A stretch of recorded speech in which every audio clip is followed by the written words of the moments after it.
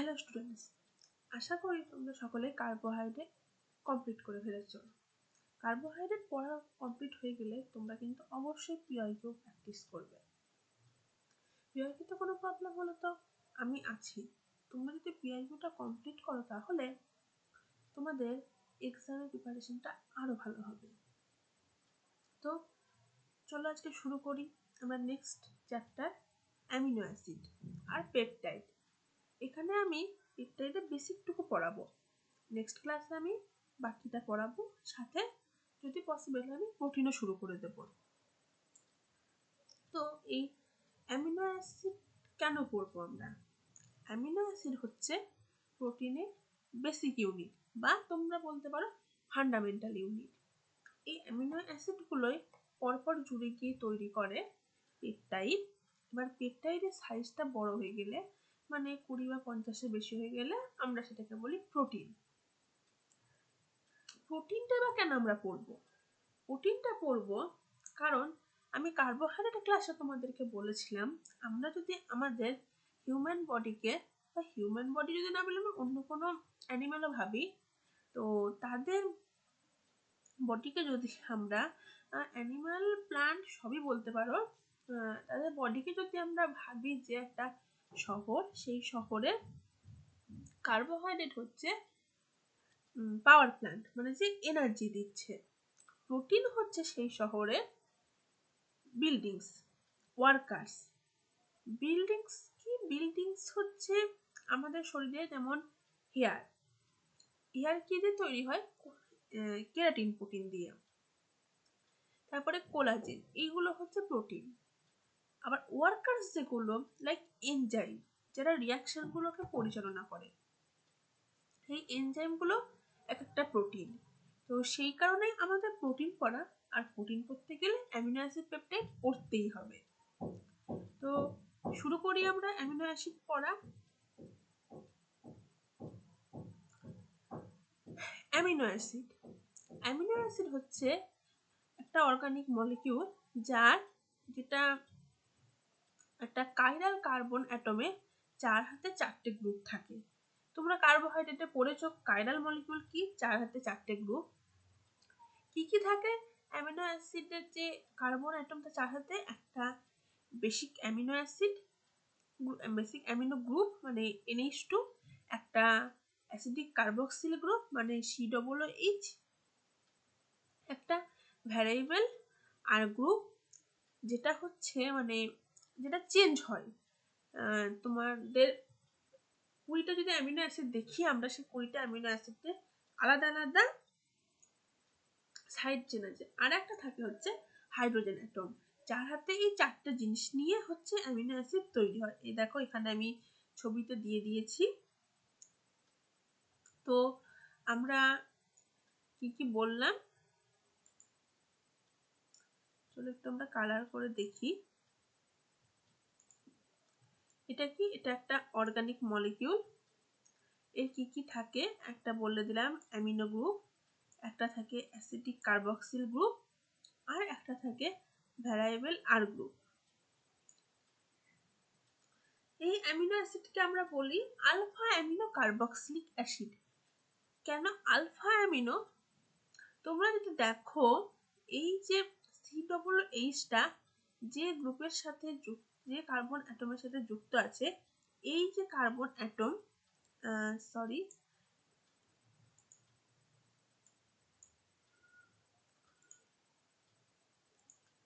এই যে carbon atom, এই কার্বন অ্যাটমটাকে আমরা বলি হচ্ছে আলফা কার্বন, কারণ এর সাথে COOH গ্রুপটা ঝুলে আছে বা যুক্ত আছে।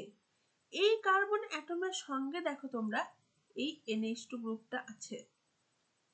এই অ্যামিনো গ্রুপটা যে কার্বন অ্যাটমে থাকবে সেটা যদি আলফা হয়, দেন আমরা তাকে বলি আলফা অ্যামিনো কার্বক্সিলিক অ্যাসিড। যদি এইখানে না হয়ে এইখানে ধরো একটা C থাকতো, আর আটটা থাকতো হচ্ছে আর একটু দূরে গিয়ে, তো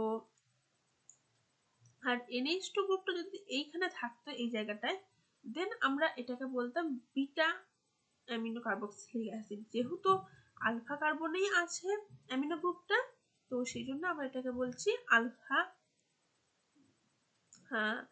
আলফা অ্যামিনো কার্বক্সিলিক অ্যাসিড। এবার এই যে বললাম প্রত্যেকটা অ্যামিনো অ্যাসিডে একটা সেন্ট্রাল কার্বন অ্যাটম থাকে সি আলফা, তোমাদের বললো না যে কাইরাল কার্বন অ্যাটম, তো এইটাই হচ্ছে এই জন্যই বলা হচ্ছে যে কাইরাল কার্বন অ্যাটম, এটাকে বলি 4 হাতে 4টা। এই কাইরাল কার্বনটাই হচ্ছে আমাদের যে জেনারেলি আমরা যে অ্যামিনো অ্যাসিড গুলোকে দেখি 20টা, সেই অ্যামিনো অ্যাসিডের প্রত্যেকেই হচ্ছে সি আলফা। তো এবার নেক্সট হচ্ছে আমরা বলেই দিয়েছি তোমাদের 4 হাতে 4টা গ্রুপ কি থাকে। আর জেনারেল ফর্মুলা, এটা হচ্ছে জেনারেল ফর্মুলা এই জিনিসটা, এখানে এইচ লেখাটা আসেনি, বাই চান্স ছবিটা আমার একটু বড় হয়ে গেছে সাইজে, এখানে সি ডবল এইচ আছে। এই যে আর, এই আর গ্রুপটা আলাদা আলাদা অ্যামিনো অ্যাসিডের জন্য আলাদা আলাদা রকম হয়। এবার হচ্ছে আমি ক্লাসিফিকেশন করেছি অ্যামিনো অ্যাসিডের। এই আমি ক্লাসিফিকেশনটা যেটা করেছি এটা হচ্ছে জেনারেলি তোমরা বলতে পারো আর গ্রুপের ভিত্তিতে করেছি। এই আর গ্রুপের ভিত্তিতে করেছি। এখানে আমরা 4 রকমের দেখতে পাই। নন পোলার অ্যামিনো অ্যাসিড, নন পোলার মানে কি, নন পোলার এবং এরা হচ্ছে আনচার্জড হয়। নন পোলার মানে হচ্ছে এদের কোনো চার্জ, কোনো পোলার গ্রুপ থাকে না, লাইক সালফার গ্রুপ বা OH গ্রুপ, এক্সট্রা মানে extra OH group. COOH group থাকতেই পারে, কারণ এটা হচ্ছে কার্বক্সিলিক গ্রুপ, এটা ছাড়াও আরো কোনো OH গ্রুপ থাকে না, তাদেরকে বলা হয় যে নন পোলার অ্যামিনো অ্যাসিড। আনচার্জড পোলার মানে কি, আনচার্জড পোলার মানে হচ্ছে এদের পোলার গ্রুপ থাকবে, যেমন OH থাকবে, SH থাকবে, কিন্তু এদের কোনো চার্জ থাকবে না, মানে এরা পজিটিভ চার্জ নিয়েও থাকবে না, নেগেটিভ চার্জ নিয়েও থাকবে না। আর নন পোলারে কি, ওরা তো আনচার্জড হয়, কোনো চার্জ গ্রুপ থাকে না, সাথে কোনো পোলার গ্রুপও থাকে না। তারপরে হচ্ছে polar amino acid with charged. Polar amino acid কি, এদের পোলার গ্রুপটা থাকে, সাথে কি থাকে পজিটিভ চার্জ। পজিটিভ চার্জ মানে একটা করে এক্সট্রা পজিটিভ চার্জ চলে আসে, সেখানে NH3+ হতে পারে, তাহলে সেক্ষেত্রে কি হয়ে যায়, বেশিক হয়ে যায়, কারণ এক্সট্রা NH3 আসছে সেই জন্য। NH3 মানে NH2+ও বলতে পারো আসছে। আর নেগেটিভলি চার্জড কেন বলে, নেগেটিভলি, কারণ সেক্ষেত্রে তাদের এক্সট্রা হচ্ছে COO গ্রুপটা চলে আসে, COO-, এই জন্য এদেরকে অ্যাসিডিক বলা হয়। এবার হচ্ছে যেটা বলার, যে এই NH2 আর COOH গ্রুপটা থাকলেও কেন আমরা এদেরকে অ্যাসিডিক অ্যাসিড বলছি না, কারণ তোমরা দেখতেই পাচ্ছ এখানে যে NH2টা আছে আর এখানে যে COH, যে একটা বেসিক আর একটা অ্যাসিডিক, তা এটা তো একে অপরকে প্রশমিত করে দিচ্ছে, মানে এটা না হচ্ছে অ্যাসিড না হচ্ছে বেস, অ্যাম্ফিটোরিক যেটা থাকে বলে সেইটা, মানে উভচরী টাইপ হয়ে যাচ্ছে এরা। তো সেই জন্য এটা না অ্যাসিড না বেস এখনো, কিন্তু আমরা বলি অ্যামিনো অ্যাসিড, কারণ এই অ্যামিনো প্লাস অ্যাসিড এই দুটো ওয়ার্ডকে মিলিয়ে আমরা বলি এটাকে অ্যামিনো অ্যাসিড। এবার এক্সাম্পল গুলো আমরা দেখে নিই। নন পোলার অ্যামিনো অ্যাসিড কোনগুলো, glycine, alanine, valine, leucine, isoleucine, methionine, proline, phenylalanine, tryptophan. তারপরে হচ্ছে আনচার্জড কোনগুলো, serine, threonine, tyrosine, asparagine, glutamine, cysteine. আর পজিটিভলি চার্জড কোনগুলো, lysine, arginine, histidine. Negatively charged aspartic acid, glutamine. এই নামগুলো তোমাদের অবশ্যই মনে রাখতে হবে। আর এই নামের সাথে সাথে আরো যেগুলো মনে রাখতে হবে 3 লেটার অ্যাব্রিভিয়েশন আর 1 লেটার অ্যাব্রিভিয়েশন, তোমরা নেক্সটে দেখতে পাবে, নেক্সট স্লাইডে আছে এগুলো।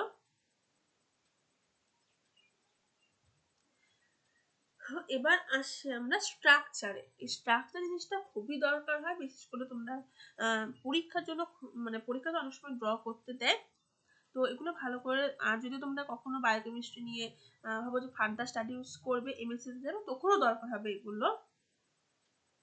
তো প্রথমে আমরা শুরু করব সহজ অ্যামিনো অ্যাসিডের স্ট্রাকচার দিয়ে, যেটা হচ্ছে এই গ্লাইসিন। গ্লাইসিনের স্ট্রাকচার, এই গ্লাইসিনটা যদি দেখো, এর সবথেকে সহজ স্ট্রাকচার কেন, এর হচ্ছে একটা কার্বক্সিলিক অ্যাসিড গ্রুপ, একটা অ্যামিনো গ্রুপ আর দুটো এইচ। এই এইচটা, একটা এইচ হচ্ছে কিন্তু এর মধ্যে আর গ্রুপ, এই যে এইটা হচ্ছে, এই যে এইচটা হচ্ছে আমি মার্ক করেছি, সেটা হচ্ছে কিন্তু আর গ্রুপ, এখানে আটটা এইচ। এবার তোমরা একটা জিনিস দেখতে পাচ্ছ, আমি প্রথমে আগের স্লাইডে বলেছিলাম যে অ্যামিনো অ্যাসিড হচ্ছে কাইরাল মলিকিউল কার্বন অ্যাটম থাকে, কিন্তু একমাত্র বলেছিলাম যে গ্লাইসিন হবে না, কারণ হচ্ছে এখানে আর গ্রুপটা এইচ থাকে। তো দুটো সেম গ্রুপ চলে আসার জন্য গ্লাইসিনে কোনো কাইরাল থাকতে পারে না, কাইরাল কার্বন থাকতে পারে না। বাট গ্লাইসিন ছাড়া বাকি 19টাতে তোমরা কাইরাল কার্বন অ্যাটম দেখতে পাবে।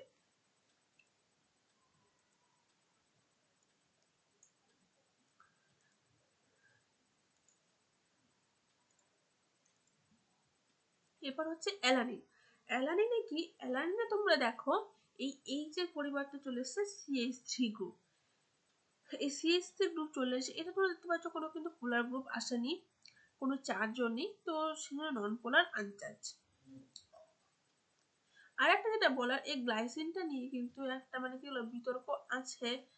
বিতর্ক কিনা আমি জানি না, বাট আমি অনেক বই দেখেছি গ্লাইসিনটাকে কখনো কখনো পোলারে ফেলেছে, কখনো কখনো নন পোলার, মানে এটা বর্ডার মলিকিউল।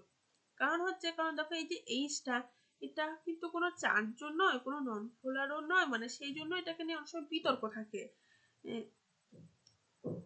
এবার যদি আমরা দেখি অ্যালানিন, অ্যালানিনে দেখো CH3 গ্রুপ চলে এসছে। এই অ্যালানিন স্ট্রাকচারটা মনে রাখতে হবে তোমাদের, কারণ এই স্ট্রাকচারটা মানে এই স্ট্রাকচারটা দিয়ে বলা যায় মেইনলি বাকি স্ট্রাকচারগুলো তৈরি হয়েছে। এটা হয়ে গেল অ্যালানিন।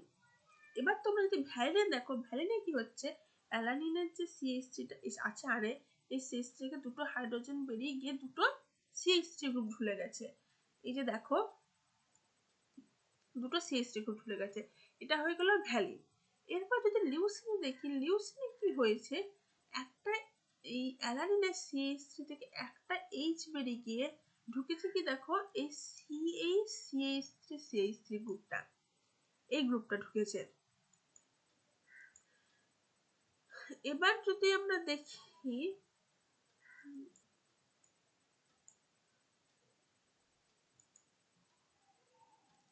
এই যে এই গ্রুপটা ঢুকেছে। এরপর যদি আমরা আইসোলিউশনে দেখি, আইসোলিউশনে তোমরা কি দেখতে পাবে, আইসোলিউশনে দেখতে পাবে এই দিকে একটা CH3 গ্রুপ ঝুলেছে আর এই দিকে CH2CH3 গ্রুপটা ঝুলেছে। তো এই যে দুটো হাইড্রোজেন নেই, তার বদলে একটা এইদিকে CH3, একটা এইদিকে CH2CH3, এটা হয়ে গেল আইসোলিউসিন। এবার আইসোলিউশন নামটা বুঝতে পারছো তো কেন হয়েছে। তোমরা দেখো লিউসিনেও কিন্তু তিনটে ঢুকেছে, কিন্তু এখানে CH3 গ্রুপটা ঝুলে আছে, এই CH3 একটু অন্য কালার দিয়ে আমি এটা দেখাই রেড দিয়ে। এই যে CH3 গ্রুপটা, এটা কার সংখ্যা আছে দেখো, এই যে সেকেন্ড লাস্ট যেটা এই CH এর সাথে, কিন্তু এইখানে CH3 গ্রুপটা কোথায় আছে, এটা কিন্তু থার্ড লাস্টের সাথে আছে, এইটার সাথে। আর তার নিচে CH2CH3, কিন্তু এইখানটা দেখো একটু মানে সেকেন্ড লাস্টে আছে। তো এই জন্য বরাবর অনেকটা লিউসিনের মতো, বাট লিউসিনের জন্য আইসোলিউসিন। তো এরপর হচ্ছে দেখো আমরা মিথিওনিনের স্ট্রাকচার দেখবো। এই মিথিওনিনের স্ট্রাকচারে একটা সালফার গ্রুপ আছে, এই যে দেখো এস, এই সালফার গ্রুপটা আছে, কিন্তু তবু এটা পোলার নয়। কেন পোলার নয়, কারণ দেখো মিথিওনিনের ওই সালফার গ্রুপের নিচে কিন্তু একটা CH3 আছে, ক্যাপিং হয়ে যাচ্ছে। তো ক্যাপিং হলে তো এ কোনো চার্জ দিতে পারবে না, তো সেই জন্য এটা কিন্তু সালফার থাকা সত্ত্বেও পোলার না। তো এখানে দেখো যে অ্যালানিনের CH3, এখান থেকে H বেরিয়ে গিয়ে এই যে অন্যটা আমি অন্য কালার দিয়ে দেখাচ্ছি তোমাদেরকে, এই গ্রুপটা চলে এসছে, এটা ঝুলে গেছে এখানে।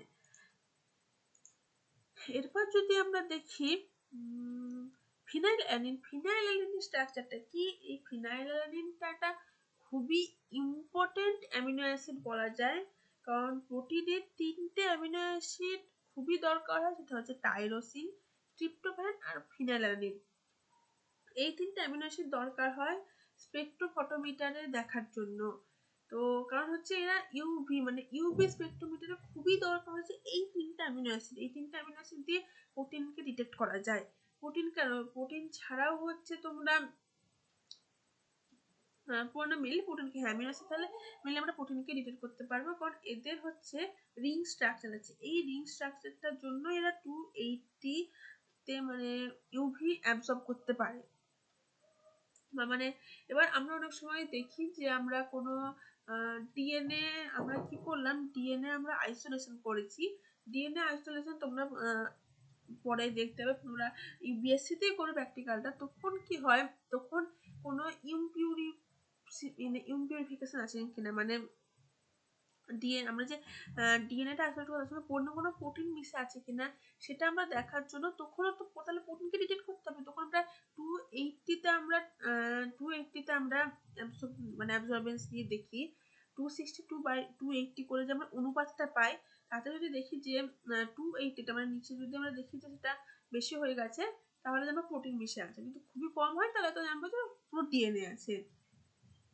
তো অনেক প্র্যাকটিক্যালে এইটা লাগে, তো সেখানে আমরা আমাদের মানে মেনলি হেল্প করে ফিনাইলঅ্যালানিন, টাইরোসিন আর ট্রিপ্টোফ্যান।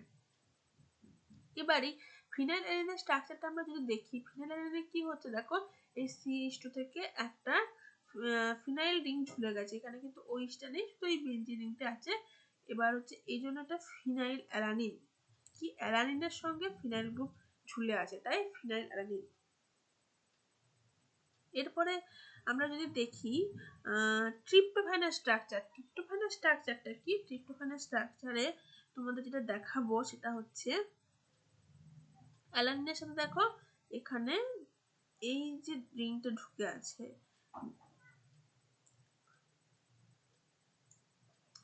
এই রিংটা ঢুকে এক্সট্রা আছে, এটা হচ্ছে ট্রিপ্টোফ্যান। এটাও দেখছো এখানে কিন্তু রিং স্ট্রাকচার আছে বলেই এরা ইউভি অ্যাবসর্ব করতে পারে। রিং স্ট্রাকচার থাকার জন্য কি হয়, এদের মধ্যে রেজোনেন্স হতে পারে, মানে একটা বন্ড এখানে ছিল এখানে চলে আসলো, আবার এখানে মানে সিঙ্গেল বন্ড আর ডাবল বন্ডের মধ্যে এক্সচেঞ্জ হয়, তো এই জন্য এটা ইউভিটাকে অ্যাবসর্ব করতে পারে। এরপর একটা স্ট্রাকচার আছে প্রোলিন। এই প্রোলিন স্ট্রাকচারটা কি, প্রোলিনের স্ট্রাকচারটা হচ্ছে রিংয়ে ফর্ম করে, এটা secondary amino acid, secondary amino acid. আর এটা যেটা বলা হয় কি ইমিনো অ্যাসিড বলা হয় অনেক সময়। এখানে দেখো এই NH2 গ্রুপটা, NH2 প্লাস গ্রুপটা দেখো রিং এর মধ্যে বসে আছে, এটা কিন্তু NH2টা মানে ওপেন নয়। এই প্রোলিনটার জন্য কি হয়, এই প্রোলিনটা যদি অ্যামিনো অ্যাসিডে চলে আসে দেন বেন্ড হয়ে যায়, মানে অ্যামিনো অ্যাসিড না মানে প্যাকড হতে পারে না ভালো করে, যেখানে গ্লাইসিন ছোট স্ট্রাকচার হওয়ার জন্য কিন্তু প্যাকিংটা খুব ভালো হয়, মানে কি বলবো, মানে বেন্ড হলে কি হয় সেটা বেঁকে যাচ্ছে, তো সেটা ভঙ্গুর হতে পারে, মানে ভেঙে যেতে পারে তাড়াতাড়ি, কিন্তু গ্লাইসিন থাকলে সেটা হয় না। যখন প্রোটিন পড়বে তখন দেখতে পাবে এই প্রোটিন আর গ্লাইসিনের কি কি গুরুত্ব আছে। এরপরে চলো আমরা পোলার দেখি, পোলার অ্যামিনো অ্যাসিডের স্ট্রাকচার গুলো। পোলার অ্যামিনো অ্যাসিডের স্ট্রাকচারটি কি, আচ্ছা প্রোলিনটা আমি একটু বুঝিয়ে দিই। প্রোলিনে যেটা হচ্ছে দেখো এইটা হচ্ছে কিন্তু সি আলফা, কারণ কি এখানে দেখো এই সি ডবল গ্রুপটা আছে, এখানে কি হচ্ছে এই যে এই আমি একটা অন্য কালার দিয়ে দেখাচ্ছি, এটা রেড দিয়ে দেখাচ্ছি তোমরা বুঝতে পারো। এই যে গ্রুপটা এইটা আমি যেটা ড্র করেছি, এইটা হচ্ছে কিন্তু আর গ্রুপটা মেনলি, এইটা হচ্ছে মেনলি আর গ্রুপ। আর এই জায়গাটা হচ্ছে যে কার্বন অ্যাটম আলফা, এখান থেকে আর গ্রুপ ঝুলে আছে, এটা সি ডবল, এটা NH2, এরা একসঙ্গে মিলে গিয়ে রিং স্ট্রাকচার তৈরি করেছে। চলো এবার আমরা দেখবো সেরিনের স্ট্রাকচার। সেরিনের স্ট্রাকচারটা তোমরা যদি দেখো এখানে CH2 থেকে একটা OH গ্রুপ ঝুলে আছে। এবার OH কি বললাম, OH পোলার গ্রুপ, এখানে কিন্তু কোনো গ্যাপিংও নেই, তো অবশ্যই এটা পোলার হবে। এরপর থ্রিওনিন দেখো একটা OH চলে এসেছে, এটার সঙ্গে তোমরা যদি ভ্যালিনের স্ট্রাকচার দেখো একটা মিল পাবে, দেখো ভ্যালিনের সঙ্গে অনেকটা মিল আছে, এখানে কি একটা CH3 একটা OH, ওখানে দুটো CH3। এরপর তোমরা দেখো সিস্টিনে কি হয়েছে, দেখো অ্যালানিনের মতনই স্ট্রাকচার, একটা এসএস চলেছে। আমি আগেও বলেছি এই থায়োল গ্রুপ, এসএস কে বলা হয় থায়োল গ্রুপ, এটা অনেক সময় এমসিকিউ ধরে, আমাকেও ধরেছিল, বাট আমি বাই চান্স ভুলে গেছিলাম থায়োল গ্রুপের কথাটা, মানে হঠাৎ করে মনে পড়েনি। এটাকে থায়োল গ্রুপ বলে, এইটা আছে বলে কিন্তু এটা একটা পোলার গ্রুপ। এবার এই জন্য এটা কি করে, সিস্টিনটা কিন্তু প্রোটিনের মাঝে ডাইসালফাইড বন্ড তৈরি করতে পারে, এতে কি হয় প্রোটিন আরো ভালো প্যাকড হয়। তো এই সিস্টেম মানে তোমরা মনে রাখবে, আমি পরে গিয়ে দেখাবো। এই CYSTEINE সিস্টেম হচ্ছে সিঙ্গেল সিস্টেম, এবার অনেক জায়গায় CYSTINE থাকে, সেটা কিন্তু হচ্ছে সেখানে দুটো সিস্টেম মিলে ডাইসালফাইড বন্ড তৈরি করে, তো সেটা একটা সিস্টেম আলাদা বানান। এরপর টাইরোসিনে কি দেখো ফিনাইলঅ্যালানিন গ্রুপটাই সেম, ফিনাইলঅ্যালানিনের স্ট্রাকচার কি হয়েছে, একটা এক্সট্রা ওইস চলে এসেছে। এটা হচ্ছে টাইরোসিন, মানে এখানেও কি, এখানেও দেখো তোমাদের কিন্তু রিং স্ট্রাকচার আছে অ্যারোমেটিক। এটাকে কি বলে বলতো, এই যে টাইরোসিন, ফিনাইলালানিন, ট্রিপ্টোফ্যান, এদেরকে বলা হয় কিন্তু অ্যারোমেটিক অ্যামিনো অ্যাসিড। এই অ্যারোমেটিক গুণটা থাকার জন্য কিন্তু এরা ইউভি অ্যাবসর্ব করতে পারছে।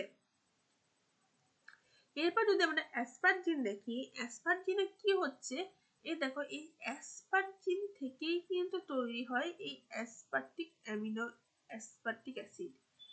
এবার অ্যাসপারজিনে কি হয়, অ্যাসপারজিনে দেখো একটা সি ডবল বন্ড ও থাকে আর একটা NH2 গ্রুপ থাকে। এই জন্যই কিন্তু এরাও অ্যাসিড হলো না, বেসিক হলো না, কারণ কি NH2 গ্রুপের সাথে সি ডবল বন্ড ও চলে এসছে। এটাকে আমরা ভাবতে কেন, তোমরা ভাবতে পারো কেন কি বেসিক বললাম না, কারণ কি বেসিক হবে না, কারণ এখানে ওটা কিন্তু আর একটা এইচ নিতে পারবে। তো এই জন্য এরা কোনো গ্রুপে পড়েনি, বরং এরা পোলার হয়ে গেছে NH2 আসার জন্য। এবার দেখো এই অ্যাসপারজিনের সঙ্গে অ্যাসপার্টিক অ্যাসিডে দেখো এই NH2 গ্রুপটা বেরিয়ে গিয়ে এখানে চলে এসছে, দেখো একটা O মাইনাস দিয়ে কি হলো, সি ডবল বন্ড ও হয়ে গেল, তার মানে অ্যাসপার্টিক অ্যাসিড হয়ে গেল। এরপর যদি দেখো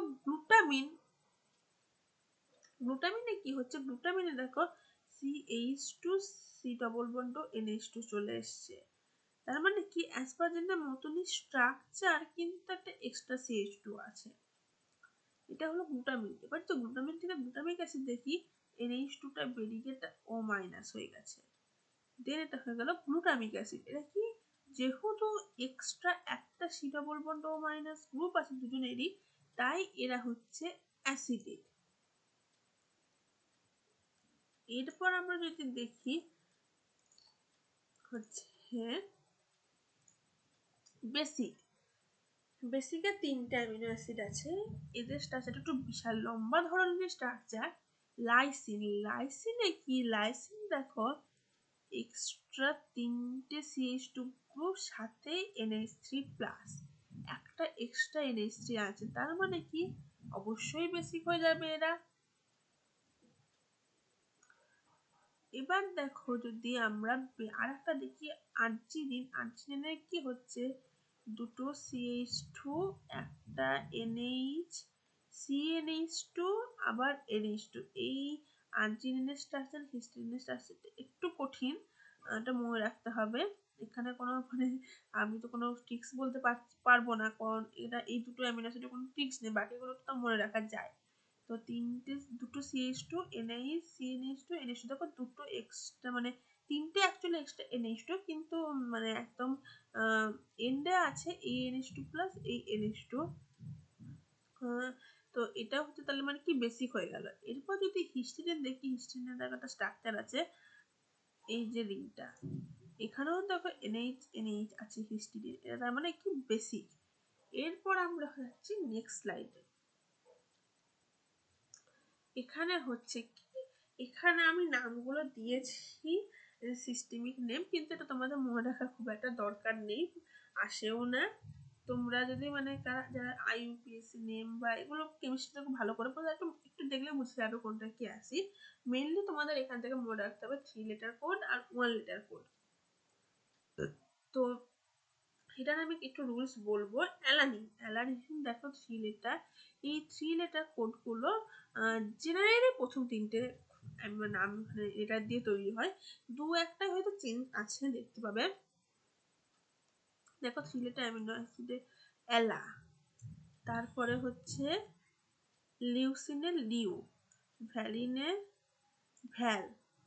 আইসোলিউসিনের ক্ষেত্রে একটু চেঞ্জ, প্রথমে আইটা নিয়েছে আর লিউসিনের এলে নিয়েছে, আইসোটা নেয়নি, কারণ কি লিউসিনের আগেরটা আইসো যুক্ত আছে সেম দেখতে বলে, তো সেই জন্য লিউসিনের এলটা রেখেছে আর প্রথমের আইটা নিয়ে আইলি তৈরি করেছে। ফ্লোরিনের ক্ষেত্রে দেখো পিআরও, ফিনাইল অ্যালানিনের ক্ষেত্রে কি PHE।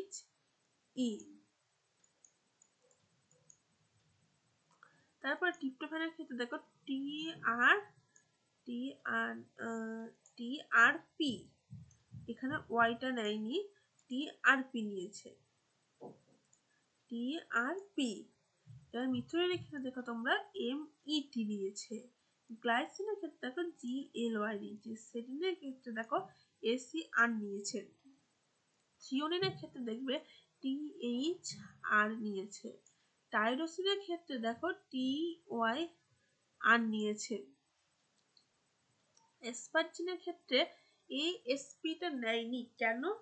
কারণ আমরা প্রথমে দেখবো অ্যাসপারটিক অ্যাসিড। অ্যাসপারটিক অ্যাসিডের ক্ষেত্রে কি করেছে, ASP নিয়েছে, গ্লুটামিকের ক্ষেত্রে গ্লুটামিক অ্যাসিডের ক্ষেত্রে GLU নিয়েছে। এবার এইখানে সেম জিনিস নিতে পারবে না, তাই কি করেছে, যেহেতু একটা অ্যামিনো গ্রুপ ছিল সেই জন্য এটা বলতে পারো যে AS নিয়েছে আর Nটাকে নিয়েছে। গ্লুটামিকের ক্ষেত্রে সেম দেখো GLটাকে নিয়েছে আর Nটাকে নিয়েছে গ্লুটামিক।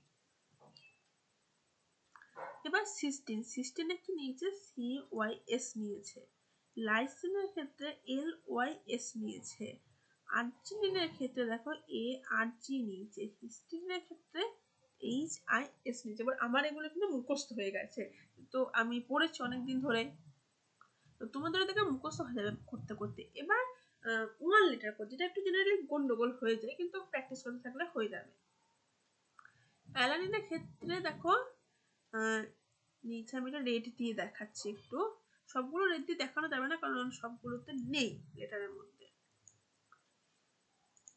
অ্যালানিনের ক্ষেত্রে A, লিউসিনের ক্ষেত্রে L, ভ্যালিনের ক্ষেত্রে V, আইসোলিউসিনের ক্ষেত্রে I, ক্লোরিনের ক্ষেত্রে P, ফিনাইলের ক্ষেত্রে কিন্তু এখান থেকে কিছু নেয়নি, শুধু F নিয়েছে, কারণ ক্লোরিনের ক্ষেত্রে অলরেডি P নিয়ে নিয়েছে, তাই নিতে পারবে না ফিনাইলের ক্ষেত্রে Pটা, সেই জন্য F। ফিনাইল আয়নের F এর উচ্চারণ আসছে বলে বলতে পারো F নিয়েছে ফিনাইল। ট্রিপ্টোফ্যানের ক্ষেত্রে নিয়েছে W, এখানে কেন টি নেয়নি সেটা দেখতে পাবে। ট্রিপ্টোফ্যানের ডাব্লুটা কেন নিয়েছে আমি জানি না, আমার কাছে এক্সাক্ট কারণ নেই কোনো কিছু। এবার হচ্ছে মিথিওনিনের ক্ষেত্রে দেখো জাস্ট M, গ্লাইসিনের ক্ষেত্রে G, সেরিনের ক্ষেত্রে S, থ্রিওনিনের ক্ষেত্রে দেখো টিটাই কিন্তু নিয়েছে, এই জন্য বলতে পারো ট্রিপ্টোফ্যানের ক্ষেত্রে টি নেয়নি, ডাব্লু নিয়েছে, কিন্তু ডাব্লুটা কি হিসেবে নিয়েছে আমি জানি না। এরপর যদি দেখো টাইরোসিনের ক্ষেত্রে কি নিয়েছে, সেকেন্ড লেটার, সরি এটা কিভাবে হয়ে গেল জানি না।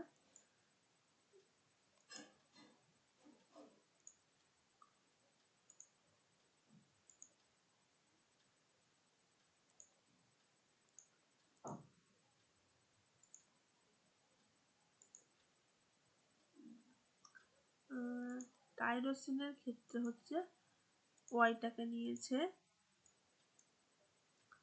সরি কি হয়ে যাচ্ছে,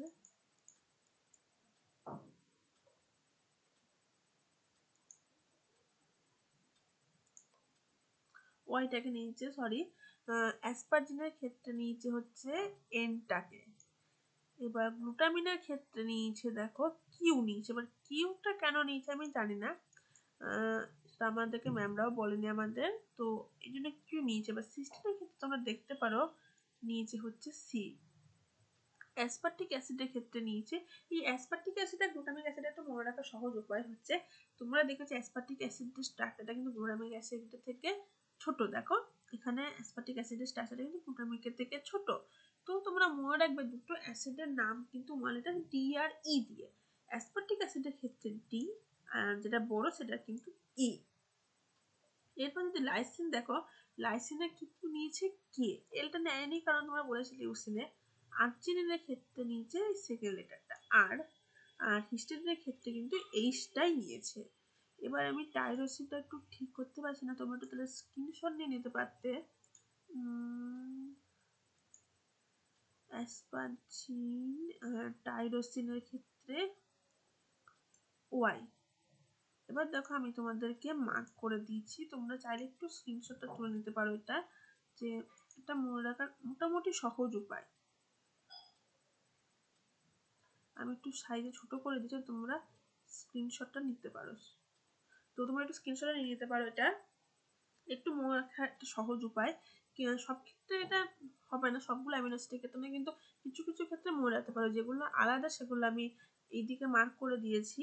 আর যেগুলো এখানে মানে এখান থেকে কাজে লেগেছে সেগুলো আমি সব মার্ক করে রেখেছি। টাইরোসিনেরটা TYR না, এবার তোমরা স্ক্রিনশটটা তুলতে পারো। এটা তোমাদের মনে রাখতে একটু সুবিধা হবে আই থিঙ্ক।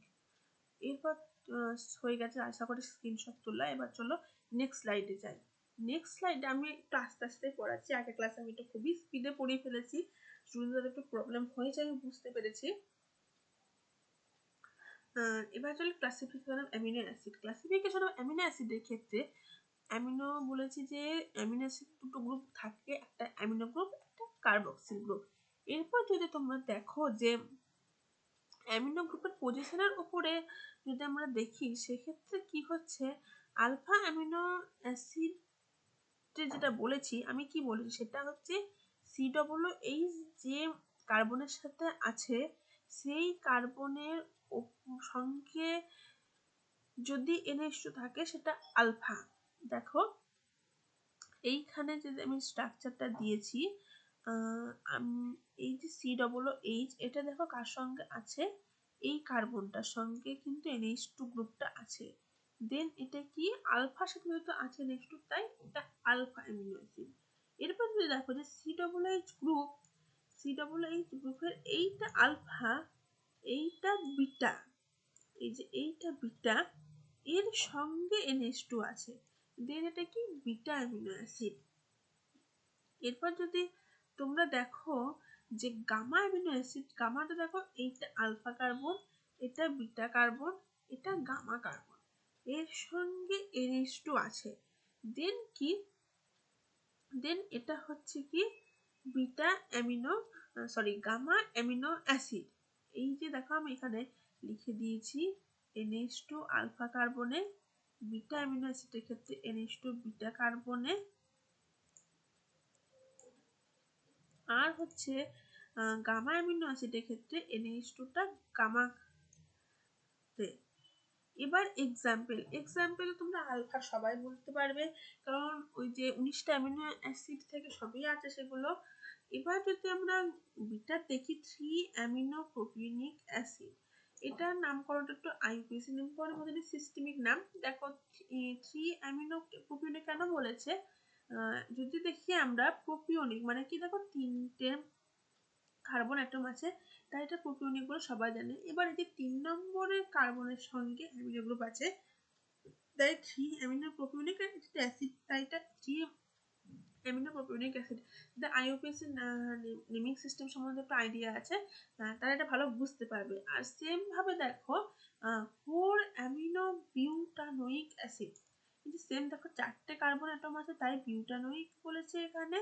এবার 4 নম্বর কার্বনের সাথে যেহেতু অ্যামিনোটা আছে তাই 4 amino butanoic acid.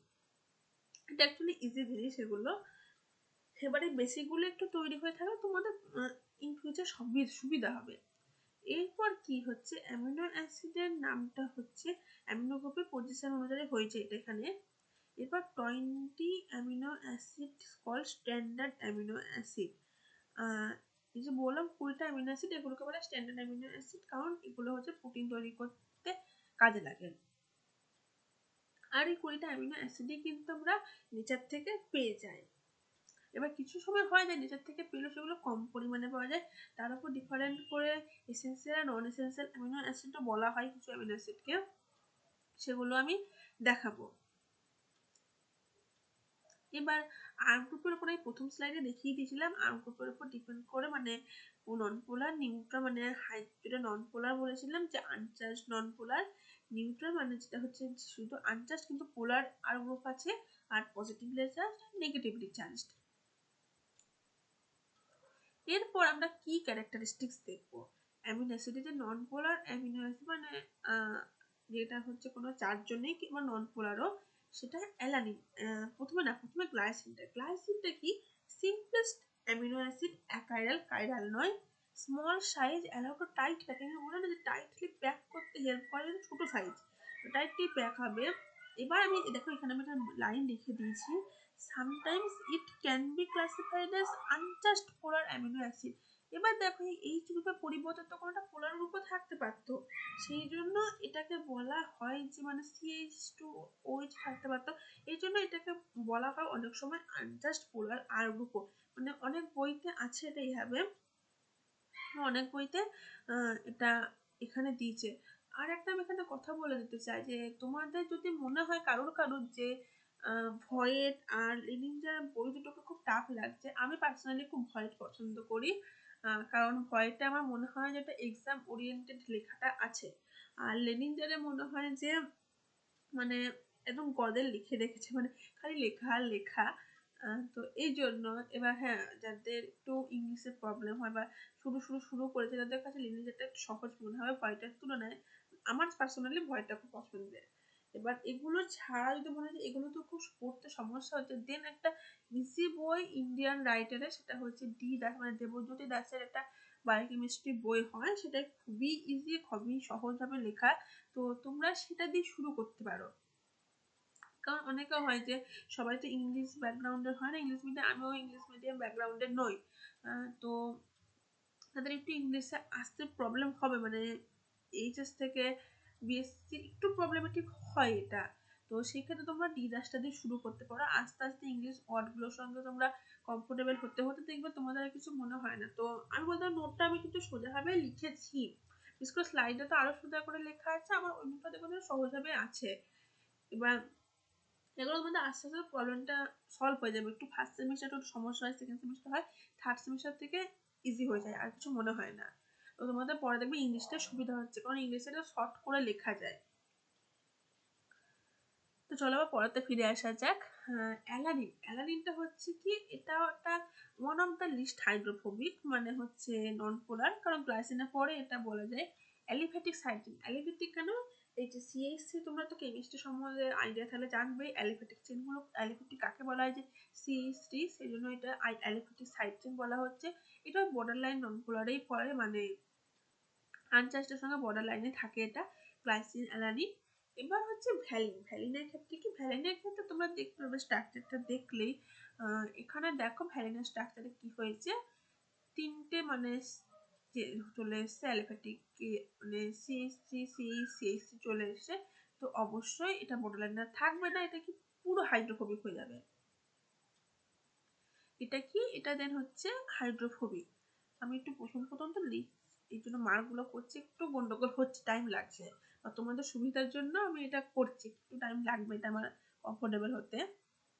Leucine, leucine কি, লিউসিন হচ্ছে এটা লার্জ অ্যালিফ্যাটিক, তোমরা দেখেছো স্ট্রাকচারটা, আরো একটা মাঝখানে চলে এসেছে CH2 leucine, large aliphatic side chain, strongly hydrophobic. এবার আইসোলিউসিনটা কি, এটা হচ্ছে স্ট্রংলি হাইড্রোফোবিক। আইসোলিউসিনটা কি, এটাও লার্জ অ্যালিফ্যাটিক সাইড চেন আছে, এটা তাহলে স্ট্রংলি হাইড্রোফোবিক হবে। এরপর মিথিওনিন, মিথিওনিনে বলেছি হাইড্রোফোবিক হওয়ার কারণটা কি, সালফার গ্রুপ থাকা সত্ত্বেও হাইড্রোফোবিক, কারণ কি, কারণ CH3 একটা ক্যাপিং আছে, তো সেই জন্য এটা হচ্ছে সালফার গ্রুপ থাকেই, সাথে এটা হাইড্রোফোবিকও। এরপর হচ্ছে প্রোলিন, এটা কি, এই জিনিসটা তোমরা মনে রাখবে, সেকেন্ডারি আলফা অ্যামিনো, এই জন্য একে বলা হয় ইমিউনো অ্যাসিড। ইমিউনো কি, যেটা সেকেন্ডারি আলফা অ্যামিনো হয়ে যায় তাদেরকে ইমিউনো অ্যাসিডও বলা হয়।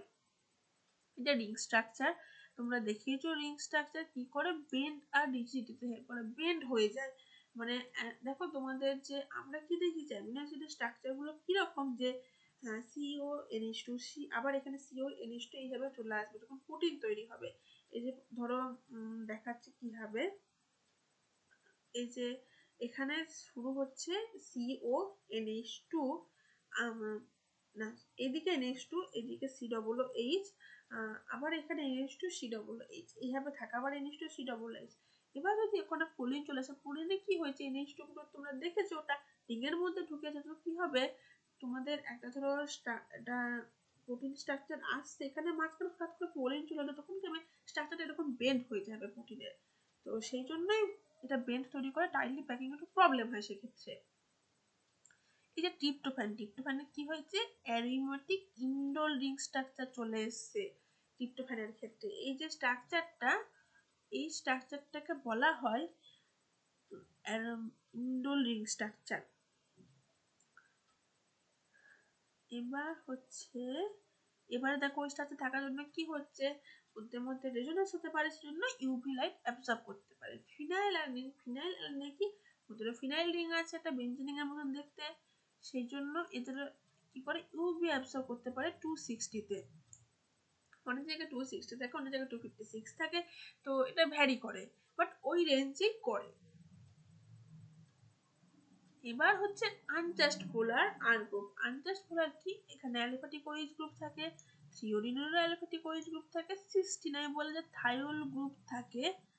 আর এটা হচ্ছে থায়োল গ্রুপ কি হয়, ওএইচ এর থেকে আরো বেশি রিঅ্যাক্টিভ হবে, তোমরা যারা কেমিস্ট্রিতে পড়তে জানবে, এস হচ্ছে বেশি রিঅ্যাক্টিভ।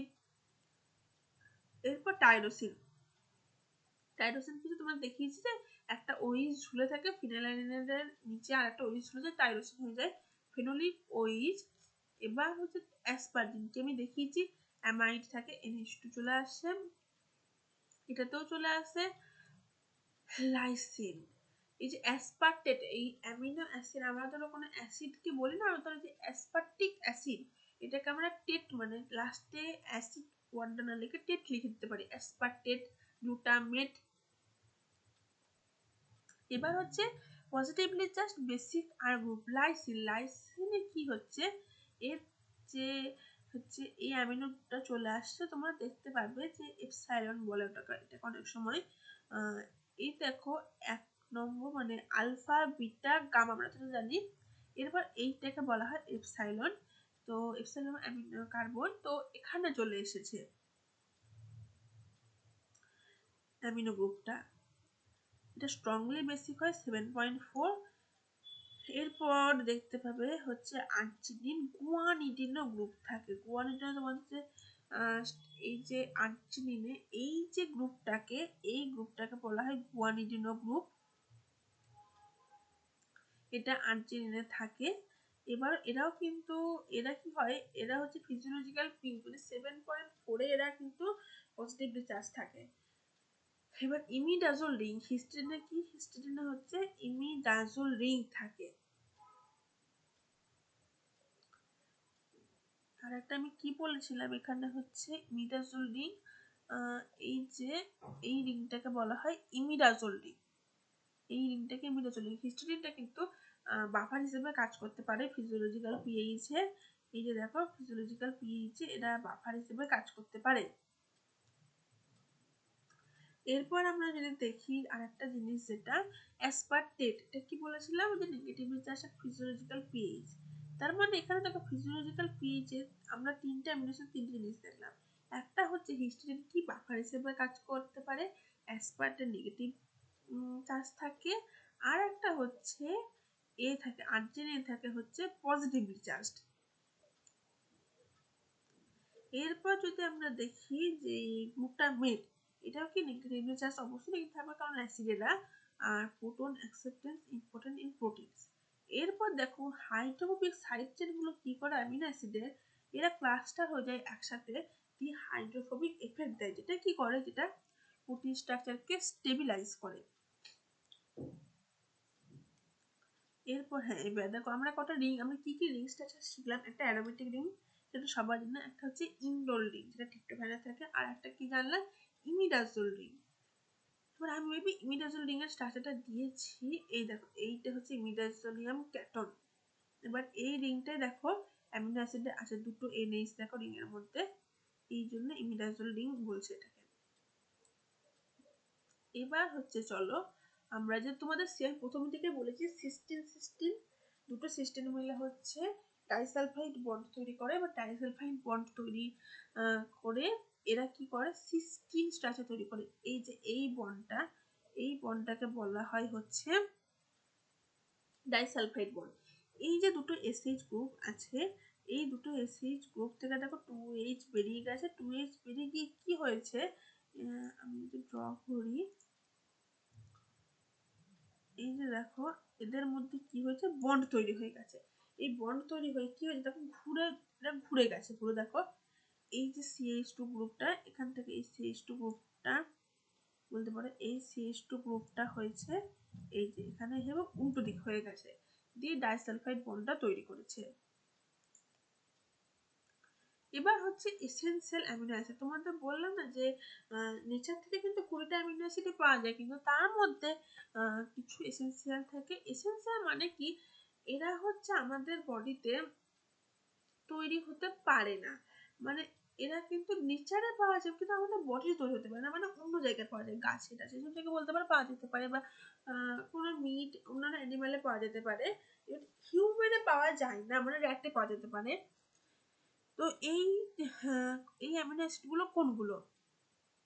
এই অ্যামিনো অ্যাসিডগুলো হচ্ছে leucine, isoleucine, lysine, methionine, phenylalanine, threonine, tryptophan, valine. এবার যদি আমরা দেখি এই 8টা অ্যামিনো অ্যাসিড দেখো কোথায় আছে।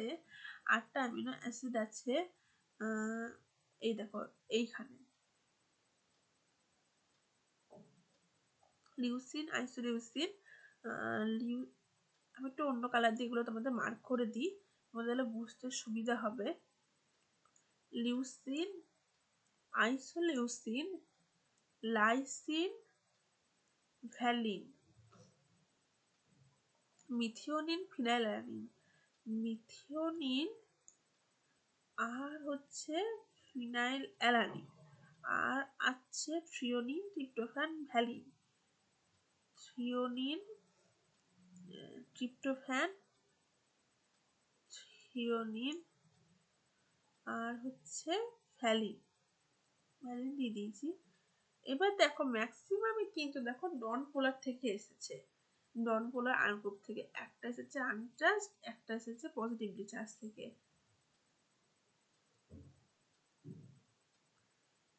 এবার সেমি এসেনশিয়াল দুটো আছে। সেমি এসেনশিয়াল অ্যামিনো অ্যাসিড কেন বলছি, আমরা সেমি এসেনশিয়াল বলছি কারণ এদের হচ্ছে স্ট্রেস কন্ডিশনে, মানে হিউম্যান বডিতে তৈরি হতে পারে না। জেনারেলি হিউম্যান বডিতে তৈরি হবে stress condition like illness, pregnancy, এই সময়ে এরা কিন্তু হিউম্যান বডিতে তৈরি হতে পারে না। তো এই জন্য এদেরকে আমরা বলেছি হচ্ছে সেমি এসেনশিয়াল।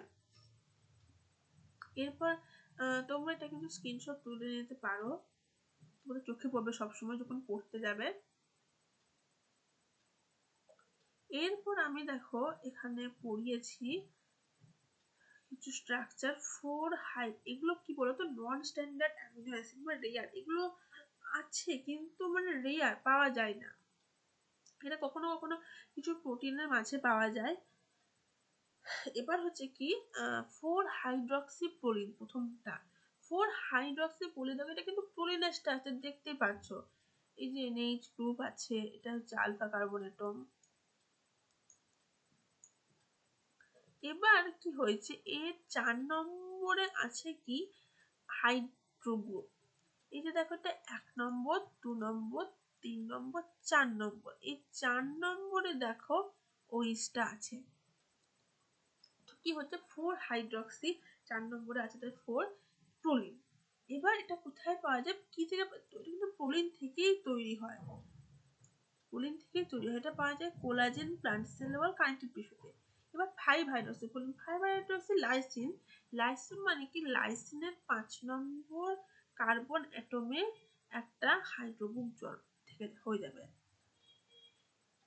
তো এই দেখো 4 হাইড্রক্সি লাইসিন, এটা 5 নম্বর কার্বন অ্যাটমে এটা চলে এসছে। তো দেখো 1 2 3 4 5, 5 নম্বরে চলে এসছে, তাই এটা কি বলছে 5 হাইড্রক্সি লাইসিন, এটাও কোলাজেন কানেক্টিভ টিস্যুতে পাওয়া যায়। এবার কি 6N মিথাইল লাইসিন,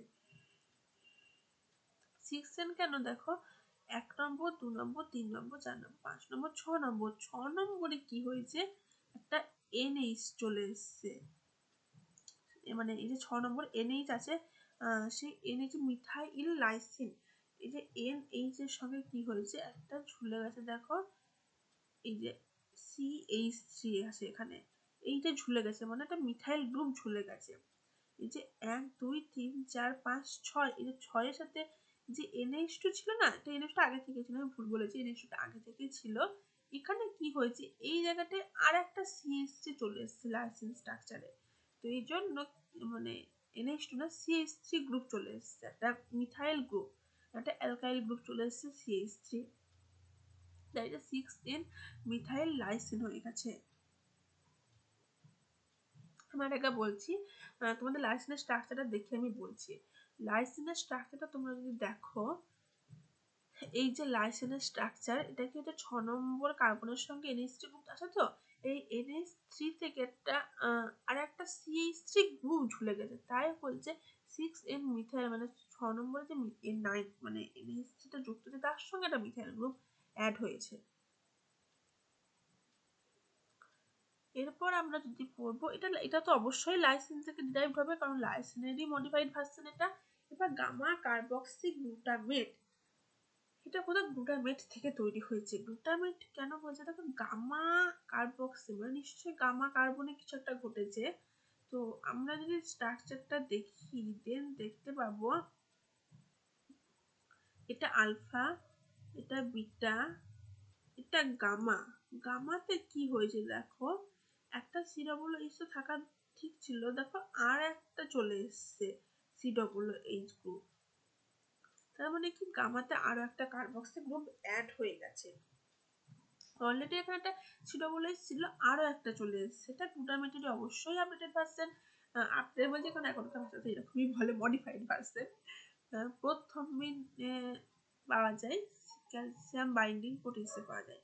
এরপর যদি আমরা ডেসমোসিনের স্ট্রাকচার দেখি, ডেসমোসিনের স্ট্রাকচারটা দেখো, এখানে কিছু লাইসিন থেকে তৈরি হয়েছে, কিন্তু লাইসিন গুলো ঠিক কোথায় আছে দেন তাহলে এই যে, এই যে দেখো লাইসিন, এইটা লাইসিন,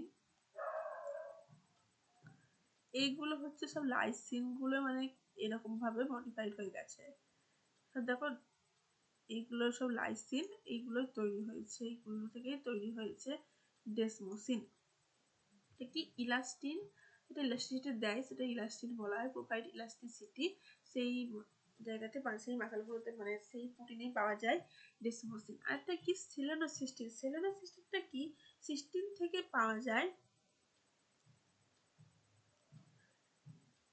এটা কি করে, এখানে দেখো যে থায়োল গ্রুপটা ছিল, থায়োল গ্রুপটা কি SH হয়ে গেছে, SH এর জায়গায় হয়ে গেছে কি SCH, মানে কি লেখা আছে দেখো, content SE instead of S, seleno গ্রুপটা কন্টেন্ট করে প্রোটিন সিনথেসিসে ইনভলভ থাকে। এরপর হচ্ছে তোমাদের এতগুলো স্ট্রাকচার তো মনে রাখতে হবে না, কিছু কিছু নামগুলো মনে রাখো, তাহলে দেখবো তোমরা অনেকটা করতে পারছো এই জিনিসগুলো। ডেসমোসনের স্ট্রাকচার আমার মনে হয় না কোনোদিনই দেবে, সেলেনোসিস্টেমটা দিতে পারে। এরপর হচ্ছে তোমরা কিন্তু আমি যে বলছি, এবার আমি বলার পরে কিন্তু তোমরা অবশ্যই স্ট্রাকচারগুলোকে বারবার প্র্যাকটিস করবে, নতুবা তোমাদের এগুলো মনে থাকবে না। আমি এটা বারবার বলে দিচ্ছি, তোমরা যত স্ট্রাকচার প্র্যাকটিস করবে তত তোমাদের ভালো হবে, মানে তোমাদের সুবিধা হবে, তোমাদের মনে থাকবে বারবার। আর আমি অ্যামিনো অ্যাসিডের পিআইকেও দিয়ে দেবো, ক্লাসটা শেষ হলেই আমি দিয়ে দেওয়ার চেষ্টা করবো খুবই তাড়াতাড়ি। তোমরা তাড়াতাড়ি সেগুলো পিআইকিউগুলো সলভ করে নেবে, তাহলে তোমাদেরকে পরীক্ষা খুবই সমস্যা, মানে সমস্যা কম হবে। এরপরে হচ্ছে আলফা অ্যালানিন, বিটা অ্যালানিন। আরেকটা, হ্যাঁ আমি যেটা বলতে ভুলে গেছি, আমি না কিছু স্ট্রাকচার মেবি নোটস দিতে ভুলে গেছি, নোটসটা আপলোড করা হয়ে গেছে, তো তোমাদের দেখবে এখান থেকেই 2-3টা মনে স্ট্রাকচার আমি দিতে ভুলে গেছি কোনোভাবে, তো তোমাদের স্লাইডে তো দেওয়া আছে, আই থিঙ্ক তোমাদের প্রবলেম হবে না, তোমরা নোটসে না পেলেও এখান থেকে পেয়ে যাবে স্ট্রাকচারগুলো। এরপরে হচ্ছে কি নন প্রোটিন অ্যামিনো অ্যাসিড, এই অ্যামিনো অ্যাসিডগুলো কিন্তু প্রোটিনে পাওয়া যায় না, এগুলো কি হয় কোনো পাথওয়ের মাঝখানে পাওয়া যায়, মানে যে আমাদের বায়োকেমিক্যাল রিয়াকশন গুলো হয় সেই রিয়াকশনের পাথওয়ের মাঝে মাঝে পাওয়া যায়, ইউরিক অ্যাসিডের পাথওয়ের মাঝে কোনো কিছু অ্যামিনো অ্যাসিড পাওয়া যায় যেগুলো কিন্তু প্রোটিনে, মানে প্রোটিন তৈরির সময় লাগে না।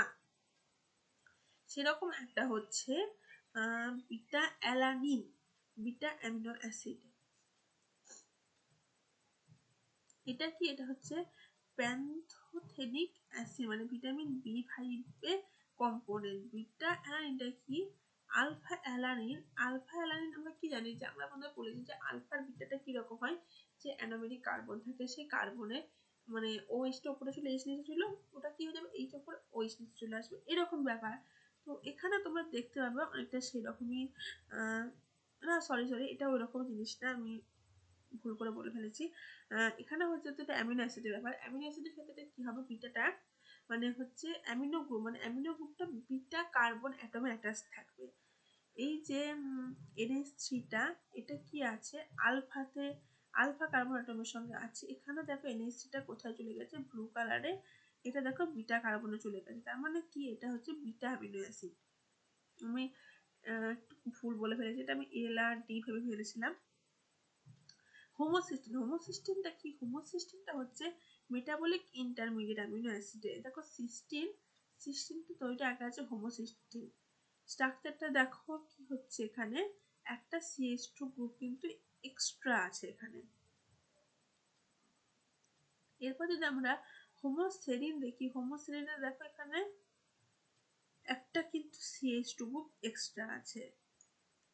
এরপর হচ্ছে যেমন সিট্রুলিন দেখি, সিট্রুলিনের ক্ষেত্রে কি হচ্ছে দেখো, এইটা হচ্ছে সিট্রুলিনের স্ট্রাকচার। এটা কিন্তু এই সিট্রুলিনের অর্গানিজমটা কিন্তু ইউরিক অ্যাসিড সাইকেলে পাওয়া যায়, ইউরিয়া মানে ইউরিয়া সাইকেলে ইন্টারমিডিয়েট হিসেবে পাওয়া যায়। এটা আর্জিনিন সিনথেসিস তৈরি করতে হেল্প করে। গামা অ্যামিনো বিউটারিক অ্যাসিড, গামাতে তার মানে অবশ্যই গামাতে একটা অ্যামিনো অ্যাসিড ঝুলে আছে। এই দেখো গামাতে একটা অ্যামিনো অ্যাসিড ঝুলে আছে এখানে। এটা কি নিউরোট্রান্সমিটার কাজ করে। তোমরা যদি এমএসসি করো আর তুমি যদি নিউরোবায়োকেমিস্ট্রি পড়ো সেক্ষেত্রে তোমরা অবশ্যই গামার নামটা পাবে নিউরোট্রান্সমিটার হিসেবে। নার্ভ ইম্পালস ট্রান্সমিট করে। ডি গ্লুটামিক অ্যাসিড, এই যে ডি সিরিজগুলো, এই ডি সিরিজগুলো কিন্তু নেচারে পাওয়া যায় না, মানে জেনারেলি থাকে না, খুবই কম। আমাদের হিউম্যান বডিতে বেশি এল থাকে। এগুলো পাওয়া যায় হচ্ছে ব্যাকটেরিয়া এইসব ক্ষেত্রে পাওয়া যায়। ব্যাকটেরিয়া সেলের যদি পেপটাইডোগ্লাইকান যে সেল ওয়াল যখন পড়বে তখন দেখবে ডিএলএ পাঁচটাই ডিএলএ আমি থাকে, পাঁচটা ডিএলএ পরপর উপর থাকে, লিঙ্কার তৈরি করে পেপটাইডোগ্লাইকান লেয়ারে। তো সেখানে ডি অ্যালানিন পাওয়া যায়। যখন দেখো ডি গ্লুটামিক অ্যাসিড, এগুলো কিভাবে ড্র করবে, তোমরা নর্মাল গ্লুটামিক অ্যাসিড লিখবে। নর্মাল গ্লুটামিক অ্যাসিড গুলো সব এল ফর্মেই থাকবে। আমাদের হিউম্যান বডিতে যত আমরা অ্যামিনো অ্যাসিড পড়েছি সব এল। এবার এল এ তার মানে কি, তার আয়না রেখে যে মিরর ইমেজ জাস্ট উল্টে দেবে স্ট্রাকচার, তৈরি হয়ে যাবে ডি। তো D glutamic D alanine D second structure আমি ড্র করার, এটা তো খুবই সহজ। এ দেখো কোথায় পাওয়া যায়, ব্যাকটেরিয়া সিল ওয়ালে গ্লুটামিক পাওয়া যায়। অ্যালানিনটা পাওয়া যায় হচ্ছে লার্ভা পিউপাতে। ডি সেরিনটা হচ্ছে তোমার পাওয়া যায় ওখানে। আমি ডি গ্লাইসিন মানে পেপটাইডোগ্লাইকানটা মনে হচ্ছে ডি গ্লাইসিন, গ্লাইসিন সবই ছিল আমার যতদূর মনে হচ্ছে। ডি অ্যালা বা গ্লাইসিন কোনো একটা ছিল, আসলে মাথায় আসছে না এই মোমেন্টে। এরপর হচ্ছে আমি তো এগুলো দেখিয়ে দিয়েছি স্ট্রাকচার। এরপর হচ্ছে properties of amino acid. Amino অ্যাসিডের প্রপার্টি কেমন হয়? অ্যামিনো অ্যাসিডের প্রপার্টি হচ্ছে এরা ক্রিস্টালাইন হয়, কালারলেস হয়, ওয়াটার সলিউবল হয়। ওয়াটার সলিউবলটা হয় কেন? কারণ হচ্ছে অ্যামিনো অ্যাসিড যদি জুইটারিক ফর্মে থাকে, মানে জুইটারিক ফর্মটা কি, যেখানে দেখতে পাবে তোমরা যে আলফা, যেটা আলফা অ্যামিনো গ্রুপ সেটা NH3 প্লাসে আছে, আর সি ডবল এইচ গ্রুপটা সি ডবল মাইনাস, মানে পজিটিভ চার্জ আর নেগেটিভ দুটোই প্রেজেন্ট একটা অ্যামিনো অ্যাসিডে, সেটাকে বলা হয় জুইটারিক ফর্ম। এই জুইটারিক ফর্মে থাকলে কি হয়, আমরা যদি জলে দিয়ে দিই অ্যামিনো অ্যাসিডকে, সেক্ষেত্রে কি হবে, জলে এইচ ও এইচ থাকে, তো তারা কি করবে এইচ প্লাস মানে প্লাস চার্জ মাইনাসকে অ্যাট্রাক্ট করবে, মাইনাস চার্জ প্লাসকে অ্যাট্রাক্ট করবে, এগুলো সলিউবল হয়ে যায়। এবার জেনারেলি জুটাইন ফর্মে কিন্তু একটু লেস সলিউবল হয়। কখন বেশি সলিউবল হবে, তোমাদেরকে আমি জাস্ট এক্সাম্পল দিলাম। সলিউবল তখনই বেশি হবে যখন তোমরা দেখবে যে ধরো যে আর গ্রুপ আছে, আর গ্রুপ একটা পজিটিভ চার্জ চললো, দেন কি হবে, জলের OH মাইনাস তাকে কি অ্যাট্রাক্ট করবে, তো সেক্ষেত্রে একটু বেশি সলিউবল হবে। আর কি হয়, অ্যামিনো অ্যাসিডে হাই মেল্টিং পয়েন্ট থাকে 200 থেকে 300 ডিগ্রি। এবার কি হচ্ছে, এই মেল্টিং পয়েন্টে পৌঁছানোর আগে কিন্তু অ্যামিনো গ্রুপ মানে হচ্ছে ডিকম্পোজ হয়ে যায়, ব্রেক করে যায়, ভেঙে যায় অ্যামিনো অ্যাসিড। তো সেই জন্য এত হাই মেল্টিং পয়েন্ট আর একটা থাকে।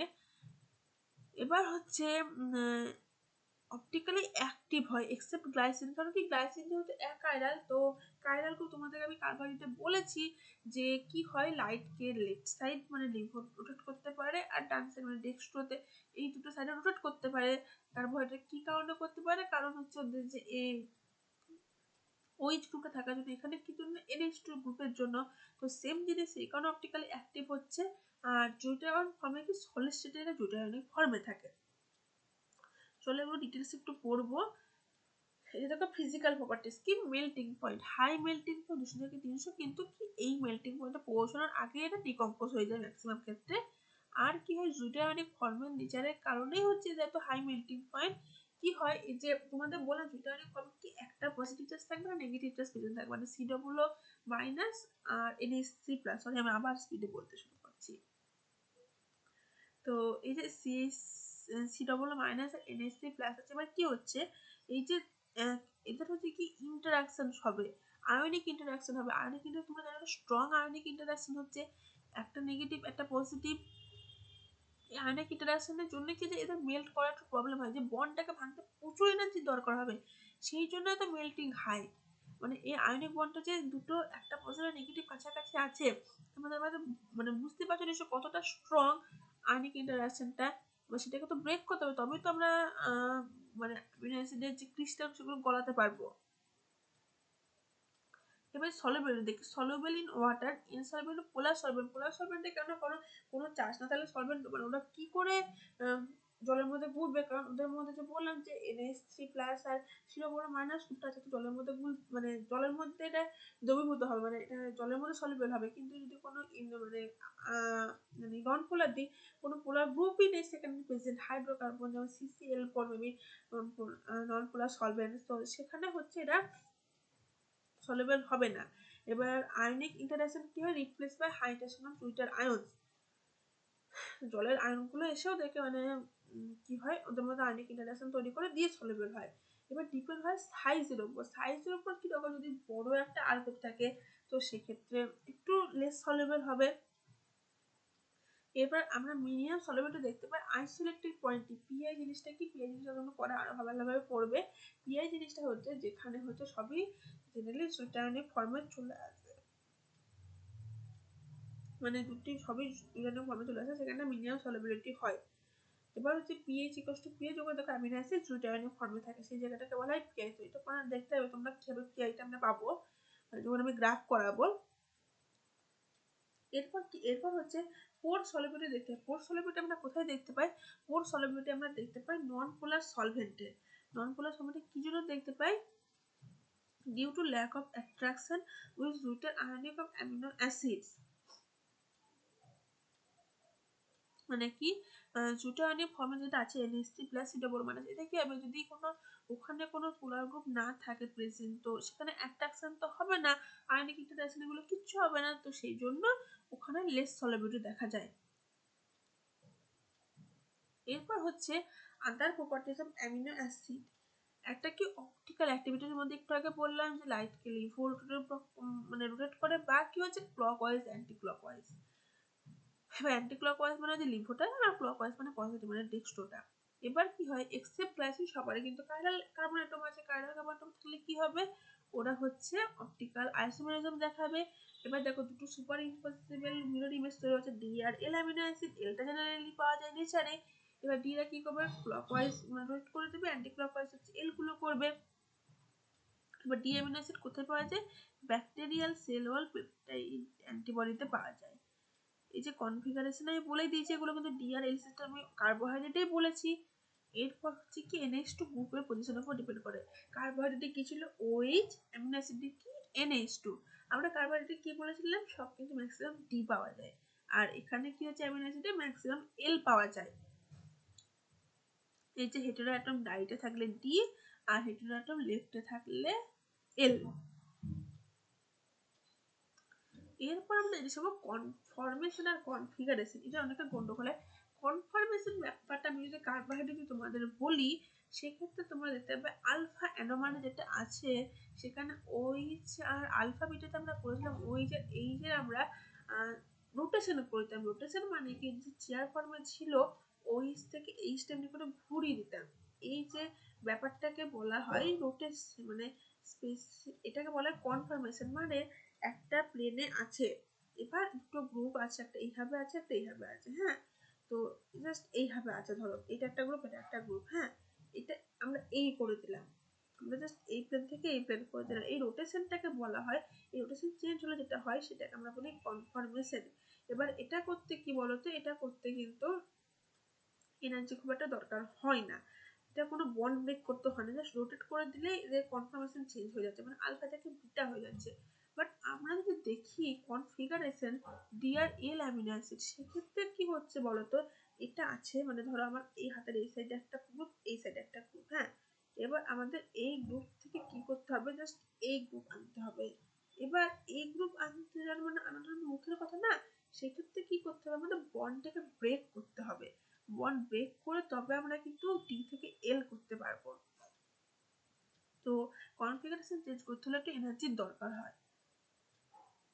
এবার হচ্ছে অ্যাবজর্পশন স্পেক্ট্রা। অ্যাবজর্পশন স্পেক্ট্রা কি, কোনো অ্যামিনো অ্যাসিড কিন্তু ভিজিবল রেঞ্জে মানে অ্যাবজর্ব করতে পারে না লাইট, একমাত্র পারে হচ্ছে ইউভি লাইটে বেশি করতে পারে। আর যেহেতু ডাইসালফাইড বন্ড থাকার জন্য 240-এ করতে পারে, আর ফার ইউভিতে করতে পারে 220 থেকে কমে। এবার ইউভিতে কাদের জন্য অ্যাবজর্ব করতে পারে, আমাদের তিনটে অ্যামিনো অ্যাসিড, যেটা খুবই ইম্পর্টেন্ট, ট্রিপ্টোফ্যান, টাইরোসিন, ফিনাইলালানিন, এই তিনটের জন্য করতে পারে এরা ইউভি লাইটের অ্যাবজর্পশন। এবার ইউভি লাইটের অ্যাবজর্পশনের ক্ষেত্রে সব থেকে বেশি ভূমিকা থাকে হচ্ছে ট্রিপ্টোফ্যান আর টাইরোসিনের।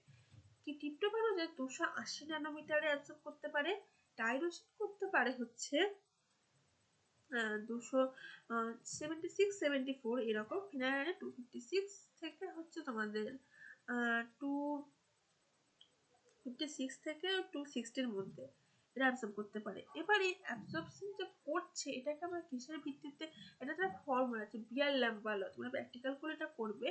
বিয়ার-ল্যাম্বার্ট ল, এখানে হচ্ছে আলফাটা দেখো, এই আলফা যেটা আছে, সরি আলফা বলছি, এ আছে না, এই অ্যাবজর্বেন্সটা এই যে I0/I, এটা কিন্তু I0/I, হ্যাঁ, I0/টাকে মানে হচ্ছে এই অ্যাবজর্বেন্স এ। তোমাদের আমরা পরে দেখাচ্ছি, এটা ছবি দিয়েছে, আমি ছবিতে আমি আরো ভালো করে বোঝাবো। I0/I মানে কি, কেন এ, এই ই মানে ইটা যেটা হচ্ছে সেটা হচ্ছে molar extension coefficient epsilon, molar extension coefficient, এটা কিন্তু প্রত্যেকটা সলভেন্ট বা যাই যেটা আমরা মানে স্পেকট্রোফটোমিটারে দেখি, তাদের একটা নির্দিষ্ট মোলার এক্সটেনশন কোএফিসিয়েন্ট থাকে। সিটা হচ্ছে কনসেন্ট্রেশন আর এলটা হচ্ছে পাথ। এই এলটা হচ্ছে পাথ কিসের বলতো, আমরা স্পেকট্রোফটোমিটারের ক্ষেত্রে যদি দেখি সেক্ষেত্রে একটা কিউবিট, কিউবিট বলে একটা কিউবিট একটা ছোট্ট শিশি, শিশির মতো জিনিস, এটা প্রচুর দাম হয়। সেই কিউবিটে 1 সেন্টিমিটার থাকে এই এলটা। এবার অ্যাবসর্বেন্স কখন বাড়বে, কনসেন্ট্রেশনের সঙ্গে সমানুপাতিক হয়। মানে কি, যখন কত কনসেন্ট্রেশন বাড়াবো তত অ্যাবসর্বেন্স বেশি হবে, কারণ কি কনসেন্ট্রেশন বাড়লে তো তার মধ্যে বেশি পরিমাণে প্রোটিন থাকে, বেশি পরিমাণে প্রোটিন মানে কি, বেশি পরিমাণে ট্রিপ্টোফ্যান, বেশি পরিমাণে টাইরোসিন। এবার হচ্ছে স্পেকট্রোফটোমিটার ওয়ার্কস অন বিয়ার-ল্যাম্বার্ট ল, একটা লাইট সোর্স আমি এটা দেখিয়ে দিচ্ছি। এই দেখো, এই যে ল্যাম্প, এই ল্যাম্প থাকে একটা মনোক্রোমাটার থাকে। কি করে বলতো মনোক্রোমাটারটা, এই যে ল্যাম্প থেকে লাইটটা বেরোচ্ছে সেটাকে একটা পাথে নিয়ে আসে, মানে একই সেম পাথে নিয়ে আসে, ওরা সোজা মানে লাইট যখন বেরোয় একটা এদিকে একটা এদিকে একটা এদিকে একটা এদিকে থাকে। কিন্তু আমরা যে কিউবিটের মধ্যে প্রোটিন বড়, বা আমরা কখনো সেল কালচারও দিই, সেল কালচার দিলে 600 ন্যানোমিটারে দেখা হয়। প্রোটিনে বলছি না, প্রোটিনের কথা যেহেতু বলছি, প্রোটিনটা কিউবিটের মধ্যে রাখা থাকে। এবার লাইটটাকে তো সেই কিউবিটের কাছে নিয়ে যেতে হবে, তো সেই জন্যই মনোক্রোমাটাটা থাকে। এই লাইটটা এবার দেখো আমার কাছে কিছু নেই, ধরো এইরকম সাইজ এটা থাকে, এইরকমই হবে, একটু ছোট হবে, কিউবেট আছে। এবার আমি বড়ই নিই, এখান থেকে লাইট আসছে, হ্যাঁ, এখান থেকে ধরো লাইটটা আসছে। এবার এইখানে একটা এই জায়গাটায় এই গ্যাপে একটা মনোক্রোমাটা রাখা আছে, হ্যাঁ, এই মনোক্রোমাটার মধ্যে দিয়ে লাইটটা সোজা আসছে। এবার কি করা হয়, এই যে কিউবেট আছে, কিউবেটটা হচ্ছে কিরকম বলতো, কিসের মতো, কিউবের মতো, কিউবটা একটু লম্বা, হ্যাঁ। এবার দু সাইড মানে জাস্ট এই সাইডের এই সাইড, এগুলো রাফ হয়, এই জায়গাগুলোতে আমরা ধরি, হ্যাঁ, এই সাইড আর এই সাইড আমরা এখানে ধরি, এই সাইডগুলো রাফ হয়, আর এই সাইড আর এই সাইডটা মানে প্লেন হয়, ট্রান্সপারেন্ট হয়, লাইট যেতে পারে এর মধ্যে দিয়ে। এবার লাইটটা দিচ্ছি, মনোক্রোমাটা দিয়ে একটা সেম পাতে এসে লাইটটা যাচ্ছে, হ্যাঁ, এর মধ্যে দিয়ে এন্টার করলো। এবার এই যে এই মধ্যে কিউবেটার মধ্যে যে প্রোটিনটা রাখা আছে, সেখানে আছে কি আমাদের প্রোটিনের মধ্যে টাইরোসিন, ট্রিপ্টোফ্যান আছে, হ্যাঁ। এবার এই যে লাইটটা হচ্ছে মনোক্রোমাটা থেকে বেরোচ্ছে, সেই লাইটটাকে আমরা ধরছি I0, ইন্টেন্সিটি I0। এবার এর মধ্যে দিয়ে গেল কিছুটা তো অ্যাবজর্ব হয়ে গেল, অবশ্যই এর মধ্যে অ্যাবজর্ব হয়ে গেছে। এই দিক থেকে যেটা বেরোচ্ছে সেটা ট্রান্সমিট হয়ে বেরোচ্ছে, সেটাকে বলেছি আই। তার মানে অ্যাবজর্ব কতটা হলো, I0 মাইনাস আই। এবার আমরা যদি এটাকে লগ ভার্সনে নিই তাহলে কি হচ্ছে, মাইনাস করলে log I0 minus log I, তাহলে আমরা কি পাবো, লগ এ। এবার আমরা কি জানি, যারা ম্যাথস করেছো আমরা জানি যে লগ মানে মাইনাস যেটা হয়ে যায় ডিভিশন করে দিই, মানে log I0 minus log I কে আমরা কি করে দিই, লগ I0 বাই আই করে দিই। তো তাহলে কি বেরিয়ে যাচ্ছে, সেখান থেকে আমরা লগ এ পাচ্ছি। এই জন্য আমি এখানে বললাম যে I0 বাই আইটাই হচ্ছে এ, লগ I0 বাই আইটা হচ্ছে কিন্তু অ্যাকচুয়ালি লগ এ। তো আমরা কি বলতে পারি, log I0 by I equals to epsilon CL কে আমরা বলতে পারি log A equals to epsilon CL. তো আমরা কি করি, আমরা তো এই জিনিসটা জানতে পারি যে কতটা লাইট আমরা দিচ্ছি সেইটা আমরা জানতে পারি, আর কতটা এখান থেকে ট্রান্সমিট হয়ে বেরোচ্ছে আমরা সেটা জানতে পারি, কারণ এই ট্রান্সমিট হয়ে বেরোনো লাইটে ডিটেক্ট করে। তো আমরা সেক্ষেত্রে কি করি, আমরা আমাদের মানে যেটা আমাদের কম্পিউটার সেখানে অটোমেটিক এটা হয়ে যায়, মাইনাস হয়ে যায়, আমাদের অ্যাবজর্বেন্স বলে দেয়, আমরা অ্যাবজর্বেন্সটা পেয়ে যাই। আর এই যে কিউভেটটা আমরা নিই, এই কিউভেটে এইখান থেকে এত দূর অবধি ডিস্টেন্সটা 1 সেন্টিমিটার হয়। এই তো এল ইকুয়ালস টু 1 সেন্টিমিটার, আর আমাদের এপসাইলনটা বলে দেওয়া থাকে। তো আমরা কি হলো, আমরা জেনে গেলাম কতটা অ্যাবজর্বেন্স, লগ এর ভ্যালু জানতে পারলাম, আমরা এল জানি, আমাদের এপসাইলন অলরেডি প্রোভাইডেড থাকে, তো আমরা কনসেন্ট্রেশন বলে ফেলতে পারবো প্রোটিনের কনসেন্ট্রেশন কতটা আছে। এই হিসেবের উপরে আমরা স্পেকট্রোফটোমিটার কাজ করে। আশা করি আমি তোমাদের বোঝাতে পেরেছি। এরপর হচ্ছে zwitter ion nature. Zwitter ion কি, amino acid as both acid and base। আমি তো বলে দিয়েছি কেন এটা আগে, COOH আর NH2 গ্রুপ থাকে বলে। এরপর হচ্ছে excited জুইটার ion in aqueous solution carry both positive and negative charge। আমি অনেক আগে বলেছি অ্যাসিড অ্যাক্টাস বেস। আচ্ছা এইটা on addition of acid acts base, এটা অ্যামিনো অ্যাসিড একটা প্রপার্টি বলতে পারো। যখন আমাদের মানে আমরা অ্যামিনো অ্যাসিডের মধ্যে আমরা অ্যাসিড দিচ্ছি, অ্যাসিড দেওয়া মানে কি, তার মধ্যে প্রচুর H প্লাস আসছে, H প্লাস আসলে কি হয়, প্রচুর NH2 গ্রুপ H প্লাস গুলোকে নিতে থাকবে। তো কি হচ্ছে, NH3 প্লাস হয়ে যাচ্ছে, এবার H প্লাস নেওয়ার অর্থ কি, সে বেস হিসেবে কাজ করছে। আমরা জানি অ্যাসিড বেসের ক্ষেত্রে আমাদের যদি H প্লাস যদি ছাড়ে আমরা তাকে বলি অ্যাসিড। তার মানে কি, যদি OH নেয় তাকে আমরা বলবো অ্যাসিড। আর কি বেস কাকে বলে, যদি OH ছাড়ে তাকে বেস বলি, তার মানে কি H প্লাস যদি নেয় তাকে আমরা বেস বলবো। তো ওই যে বললাম অ্যাসিড দিলে H প্লাস ছাড়ছে, অ্যাসিডটা সেই অ্যাসিডের H প্লাস গুলোকে অ্যামিনো অ্যাসিড নিচ্ছে, তার মানে কি সে বেস হিসেবে কাজ করছে। কি হচ্ছে, ক্ষেত্রে প্রোটোনেশন হচ্ছে, H প্লাস না মানে প্রোটোনেশন। বেসের ক্ষেত্রে কি হচ্ছে, যদি আমরা বেস দিলাম প্রচুর পরিমাণে OH আছে, সে OH গুলোকে কি হবে, প্রশমিত করার জন্য অ্যামিনো অ্যাসিড H প্লাস ছাড়বে। তখন তাহলে কি H প্লাসটা কোথা থেকে ছাড়বে, COOH গ্রুপ থেকে। দেন কি মানে কি হচ্ছে, ডিপোনেশন হচ্ছে। তো এই জন্য অ্যামিনো অ্যাসিড অ্যাম্ফোটেরিক হিসেবে কাজ করে, মানে কি উভচরী, যেটাকে বলি না জল থাকে স্থল থাকে উভচরী প্রাণী বলে, তো সেই রকম অ্যাম্ফোটেরিক বলে এটাকে, কারণ এরা অ্যাসিড বেস দুটো হিসেবে কাজ করতে পারে। এখানে আমি এল অ্যামিনো অ্যাসিড ডি অ্যামিনো অ্যাসিডের স্ট্রাকচার দিয়ে দিয়েছি, দেখুন রাইটে আছে তাই ডি, লেফটে আছে তাই এল। এই স্পেকট্রোমিটারটা বলে দিয়েছি। এবার কি অ্যাম্ফোটেরিক নেচার আমি বলে দিয়েছি, বেস আর অ্যাসিড হিসেবে কাজ করে, তাই অ্যাম্ফোটেরিক। ডুয়াল নেচার দেখা ডাইপ্রোটিক অ্যাসিড। এটা কি ডাইপ্রোটিক অ্যাসিড কি, simple alpha amino acid and diprotic. এটা কি টু আয়নাইজেবল গ্রুপ থাকে, যে COOH, এরা কি করে H প্লাস ডোনেট করে। আমি যেটা একটু আগে বললাম, আর NH3 group H plus accept করতে পারে বা ডোনেটও করতে পারে। হ্যাঁ এটা মানে তোমাদের পিএইচ কতটা অ্যামিনো অ্যাসিডে যেখানে আছে সেই সলভেন্টের পিএইচ কতটা তার উপর ডিপেন্ড করে কিন্তু NH3 প্লাস কাজ করবে, সে H প্লাস ছাড়বে না অ্যাকসেপ্ট করবে, সে দুটো কাজই করতে পারে। NH2 ফর্মে থাকলে সে কি করবে, নিতে পারবে H প্লাস, আবার NH3 প্লাস ফর্মে থাকলে সে কি করবে, সে H প্লাস নিতে পারবে। এই জন্য কিন্তু অ্যামিনো অ্যাসিড অনেক সময় কি করে, তারা বাফার হিসেবে কাজ করতে পারে অ্যামিনো অ্যাসিড, যেমন হচ্ছে হিস্টিডিন বাফার হিসেবে কাজ করতে পারে হিউম্যান পিএইচে। এবার দেখো জুইটার আয়ন আমি সংজ্ঞাটা অনেকক্ষণ ধরে বলে গিয়েছি যে amino acid acts both acid and base in water. এটা কি করে, ডাইপোলার আয়ন হিসেবে কাজ করে। NH3 ডাইপোলার মানে কি NH3 প্লাস থাকে, COO মাইনাস থাকে, এই হিসেবে থাকে। পজিটিভ চার্জ নেগেটিভ চার্জ দুটোই থাকে, এই ফর্মটাকে বলা হয় জুটায়নিক। দেখো স্ট্রাকচার দেখিয়েছি, এটা কি হচ্ছে NH3 আর এটা কি C+O-। এই ফর্মটাকে বলা হচ্ছে জুটায়নিক ফর্ম। এই 8টা মানে তো তোমরা জানোই যে এটা যে কোনো গ্রুপ হয় 8টা।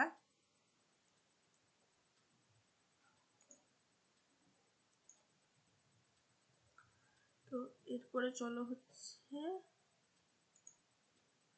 Behaviour of edition of acid. যে আমি বললাম অ্যাসিড দিলাম, অ্যাসিড দিলে কি হবে, অ্যাসিডটা তো H+ থাকছে, অ্যামিনো অ্যাসিড H+ গুলোকে নিচ্ছে, এটা কি বেস হিসেবে কাজ করতে। দেখো রিঅ্যাকশন দেখিয়েছি, এই H+ টা অ্যাসিড থেকে আসছে, অ্যাসিড থেকে এসে কি হচ্ছে, এই যে C+O- ছিল, C+O- গ্রুপ এই যে ছিল, এর সাথে যুক্ত হয়ে কি হলো, দেখো COOH হয়ে গেল। তার মানে কি করছে, এ হচ্ছে বেস হিসেবে কাজ করছে। এবার যে এই COOH গ্রুপের না নিয়েও কিন্তু অনেক সময় NH3 গ্রুপ নিতে পারে, এই যে অ্যাকসেপ্ট করতে পারে H+। NH2 হয়ে যদি থাকতো এটা কি হতো, এ কিন্তু ওই যে H+ গুলোকে নিয়ে নিতে পারতো। বুঝতে পারছো যে অ্যামিনো অ্যাসিডের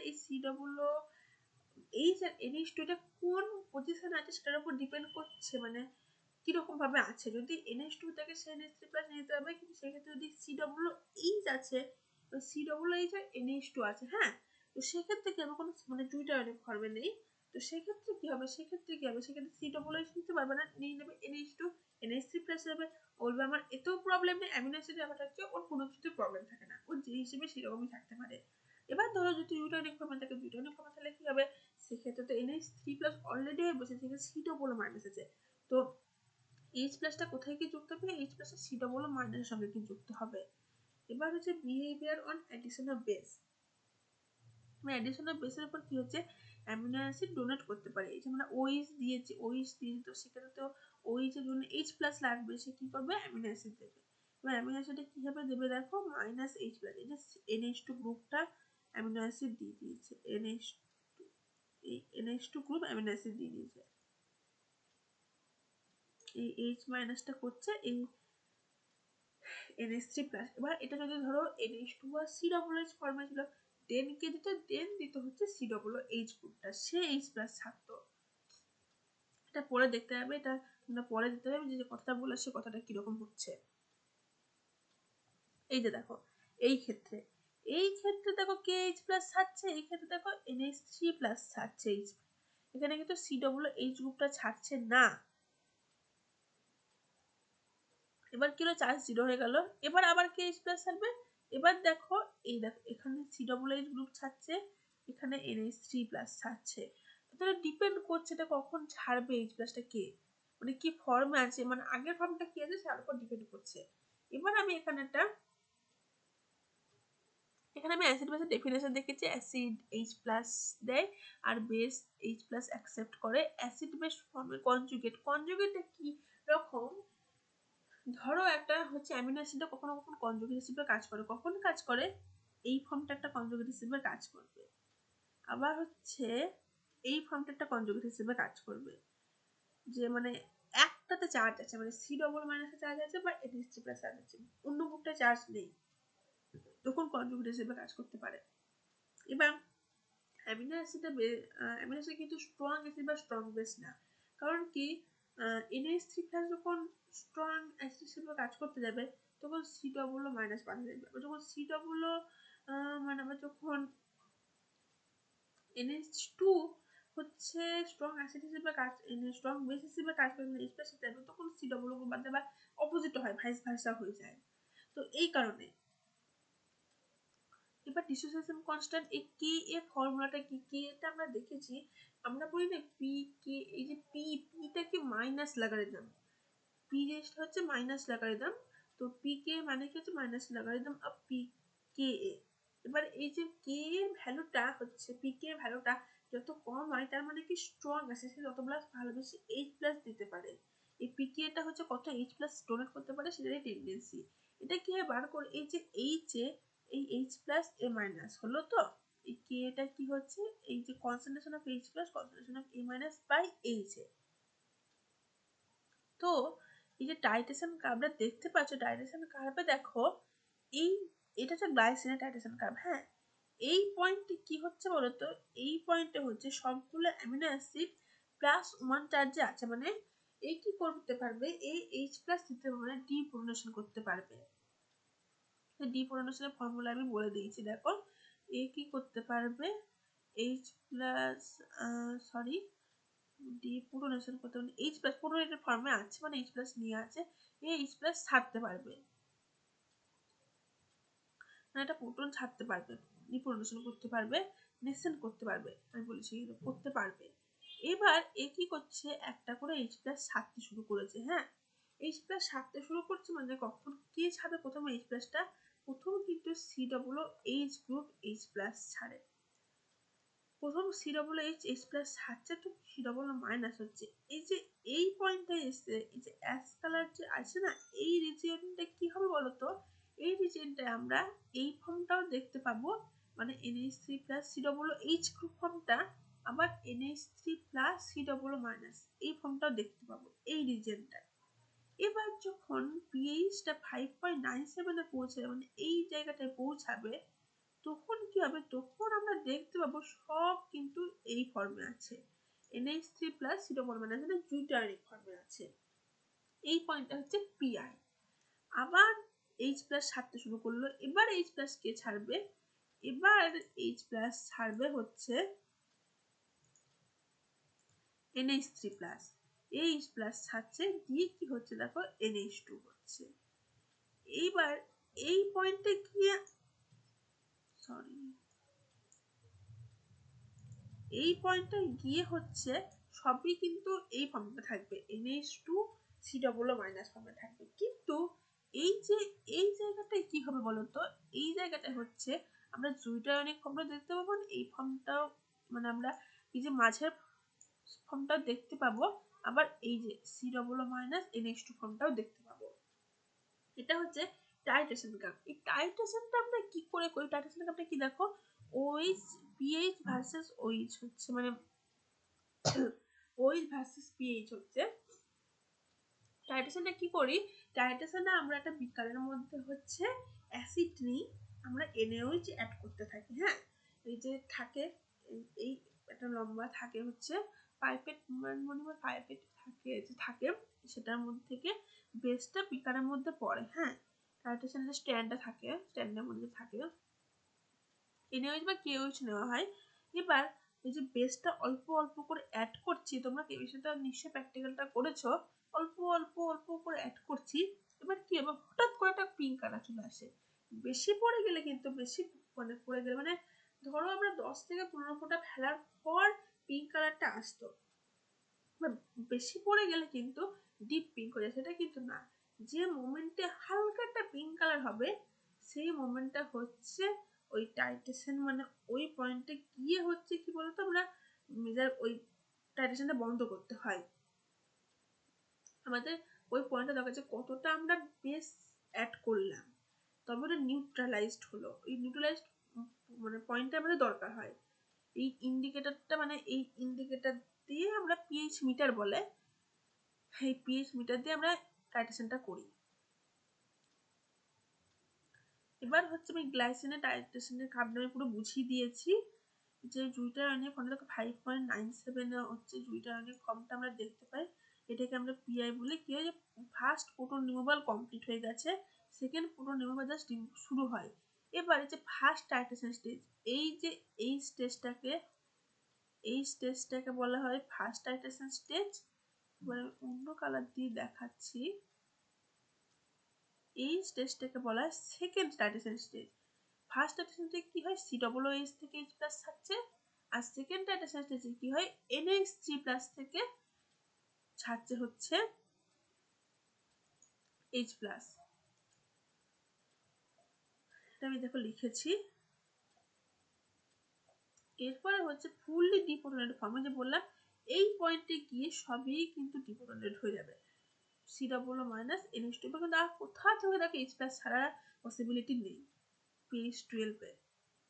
এবার buffering property of glycine, buffering property কি, যে PK1 আর PK2 তে বাফার হিসেবে কাজ করতে পারে, কেন কি একটা H+ ছেড়ে দিয়েছে অলরেডি, তো সেইটা বাফার হিসেবে কাজ করতে পারবে, মানে ওই H+ ছাড়তেও পারবে, H+ নিতেও পারবে ওই পয়েন্টে গিয়ে। তো ওই পয়েন্টটাকে বলা হয় হচ্ছে বাফারিং পয়েন্ট। এবার পিএইচ, এবার দেখো গ্লাইসিন কি 7.4 কি গুড বাফার হিসেবে কাজ করতে মানে ফিজিওলজিক্যাল পিএইচে না, কারণ বাফারিং পয়েন্টে কিন্তু একটা দেখো 7.4 নেই, একটা 2.34, একটা 9.60। তো কোন পয়েন্টে গিয়ে ও করবে বাফার হিসেবে কাজ? তো সেই জন্য বাফার হিসেবে কাজ করতে মানে পিকে এর ভ্যালুগুলো আমরা দেখে বুঝতে পারবো যে যদি কারো কোনো অ্যামিনো অ্যাসিডের পিকে ভ্যালু 7.4 এর কাছাকাছি হয় দেন সে ফিজিওলজিক্যাল পিএইচে মানে ফিজিওলজিক্যাল পিএইচে বাফার হিসেবে কাজ করতে পারে।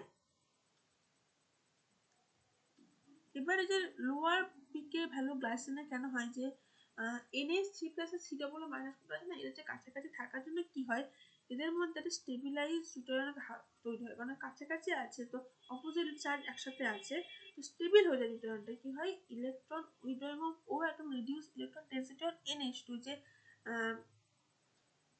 অক্সিজেন অ্যাটমটা কি করে এনে মাথায় যে লোন পেয়ারগুলো থাকে মানে যে ইলেকট্রন ডেন্সিটি থাকে সেটাকে টেনে নেয়, আর সেজন্য কি করতে পারে সে ভালোভাবে H প্লাস থাকতে পারে। এবার সেজন্য কি হয় বেসিসিটিকে কমিয়ে দেয়, সে অ্যামিনো গ্রুপের বেসিসিটি কমে যায়। ওই জন্য বলতে পারে যে ও উইক বেস আর উইক অ্যাসিড হিসেবে কাজ করতে পারে এই কারণে। এখানে আমি দেখেছি দেখো এই যে H প্লাস ছাড়লে এটা হচ্ছে H প্লাস নিতেও পারছে, এটা হচ্ছে তো এই কারণে বলা যায় যে দুটোই কাজ করতে পারে, যে অ্যামিনো অ্যাসিড বেস হিসেবেও কাজ করতে পারে অ্যাসিড হিসেবেও কাজ করতে পারে।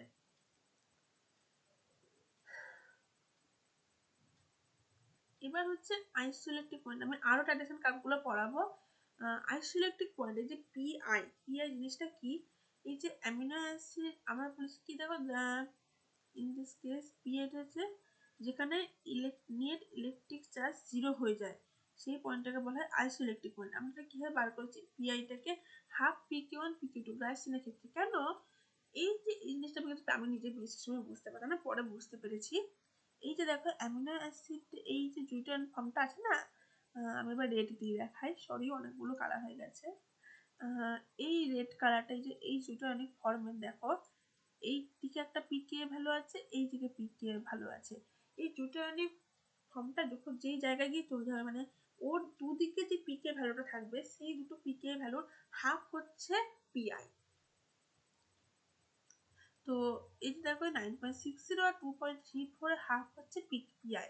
তো যদি কোনো জায়গায় যে অনেকগুলো পিকে ভ্যালু পেয়ে যাচ্ছ কিন্তু যে মোমেন্টে গিয়ে তুমি জুটায়নিক ফর্ম চার্জ মানে স্টেট মানে জুটায়নিক ফর্মটা পাবে তার এই সাইডে মানে তার আগের পিএ তার পরের পিকে, তার আগের পিকে তার পরের পিকে বাই ডিভাইড বাই 2 করলে তুমি পিআই পেয়ে যাবে।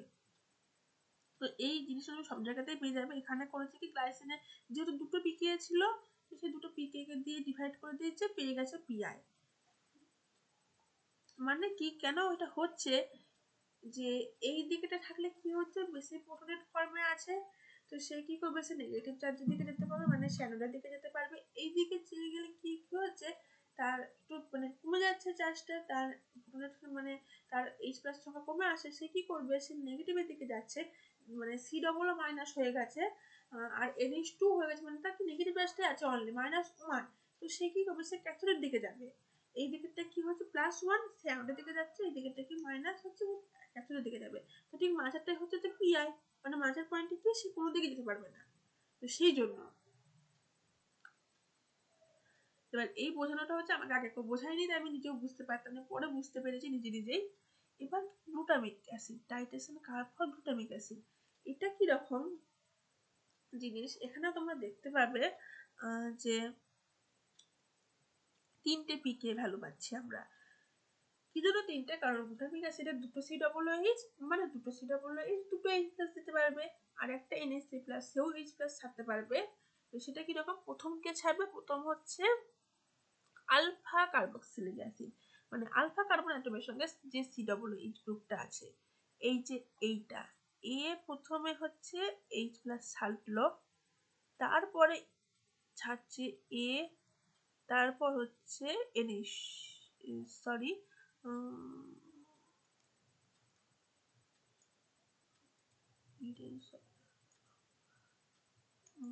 দেন এ ছাড়ছে, তার মানে কি আমরা কোন জায়গাটায় গিয়ে আমরা পাবো হচ্ছে পিকে এই জিনিসটা মানে পিআইটা দেখো আমরা এই জায়গাটায় পাচ্ছি, স্ক্রিনে দেখায় এই জায়গাটায় গিয়ে আমরা পাচ্ছি। হ্যাঁ, এই জায়গাটায় গিয়ে আমরা দেখো দুটো ইউনিক ফর্ম পেয়েছি। দেন আমরা পিআইটা কোথায় পাবো? পিকে 1 প্লাস পিকে আর বাই 2 আমরা পিআই অফ গ্লুটামিক অ্যাসিড পেয়ে যাচ্ছি। এবারে পিকে আর বলেছি কেন? পিকে আর বলেছি কারণ এইখানে দেখো আর গ্রুপ থেকে H প্লাস ছাড়া হচ্ছে। প্রথমে মনে রাখবে আমরা যখন এই পার্টগুলো করবো, প্রথম হচ্ছে অ্যামিনো অ্যাসিডে সি ডবল এইচ গ্রুপ ছাড়বে, সে আর গ্রুপ যাই হোক প্রথমেই সি ডবল এইচ ছাড়বে, দেন এনএইচ মানে দেন এনএইচ অ্যামিনো গ্রুপগুলো ছাড়বে H প্লাস। তো সেই জন্য এখানে গ্লুটামিক অ্যাসিড প্রথমে পিকে 1 মানে প্রথমে amino alpha carboxylic acid group ছেড়েছে, দেন পিকে আর গ্রুপে সি ডবল এইচ গ্রুপ ছেড়েছে H প্লাস, দেন হচ্ছে alpha amino group H plus ছেড়েছে। তো সেই জন্য পিএ ভ্যালুটা আমরা কোথা থেকে পাচ্ছি? পিকে 1 প্লাস পিকে আর থেকে পাচ্ছি। এবার দেখো এই পজিশনে কি হচ্ছে, H প্লাস এই পজিশনে কি হবে, আমরা এই অ্যামিনো অ্যাসিড ফর্মটা আর এই অ্যামিনো অ্যাসিড ফর্ম দুটোই পাবো। দেখো আমি এখানে টাই ড্র করেছি, দুটোই পাচ্ছি। স্টেজ 2তে গিয়ে আমরা কি হবে, এই যে এই জায়গাটায় গিয়ে আমাদের হচ্ছে তখন এই জায়গাটায় গিয়ে হচ্ছে দেখো সব জুইটারনিক ফর্ম তৈরি হয়ে গেছে। হ্যাঁ, এরপর এই জায়গাটায় গিয়ে আমরা কি পাবো? জুইটারনিক ফর্ম প্লাস এইটা পাচ্ছি, এই দুটো। হ্যাঁ, পিকেআর এই জায়গাটায় গিয়ে কি হচ্ছে, এই জায়গাটায় গিয়ে হচ্ছে সব আমাদের এই ফর্মটা পাচ্ছি, প্লাস হচ্ছে এই ফর্মটা তৈরি হতে শুরু করেছে। হ্যাঁ, এই দুটো ফর্ম তৈরি হতে শুরু করেছে। তো এইটা পেতে শুরু করবো, সরি দাদা এই জায়গাটা নয়, এই জায়গাটায় গিয়ে হচ্ছে আমরা এই ফর্মটা পাবো, এবার এই ফর্মটাও পাবো। আমি একটু দেখে নিই, স্টেজ 3টা আমি দেখিয়ে দিয়েছি। হ্যাঁ, স্টেজ 3 দেখানো হয়ে গেছে। এবার হচ্ছে এই জায়গাটায় গিয়ে আমরা হচ্ছে এই ফর্মটা পাবো, এই ফর্মটা পাবো, আর এইখানে গিয়ে কি হবে, আমরা সব এই জিনিসটা পাবো। হ্যাঁ, লাস্টে কি সব এই জিনিসটা, এখানটায় গিয়ে এই জিনিসটা প্লাস এই জিনিসটা, এখানে হচ্ছে আমরা এই জিনিসটা প্লাস এই জিনিসটা পাবো, এই জায়গাটায় আমরা হচ্ছে এইটা পাবো সব, এখানটায় হচ্ছে আমরা এই জিনিসটা প্লাস এই জিনিসটা পাবো।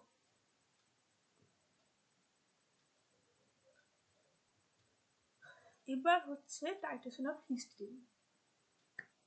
এখানেও সেম জিনিসটা তোমরা দেখতে পাবে।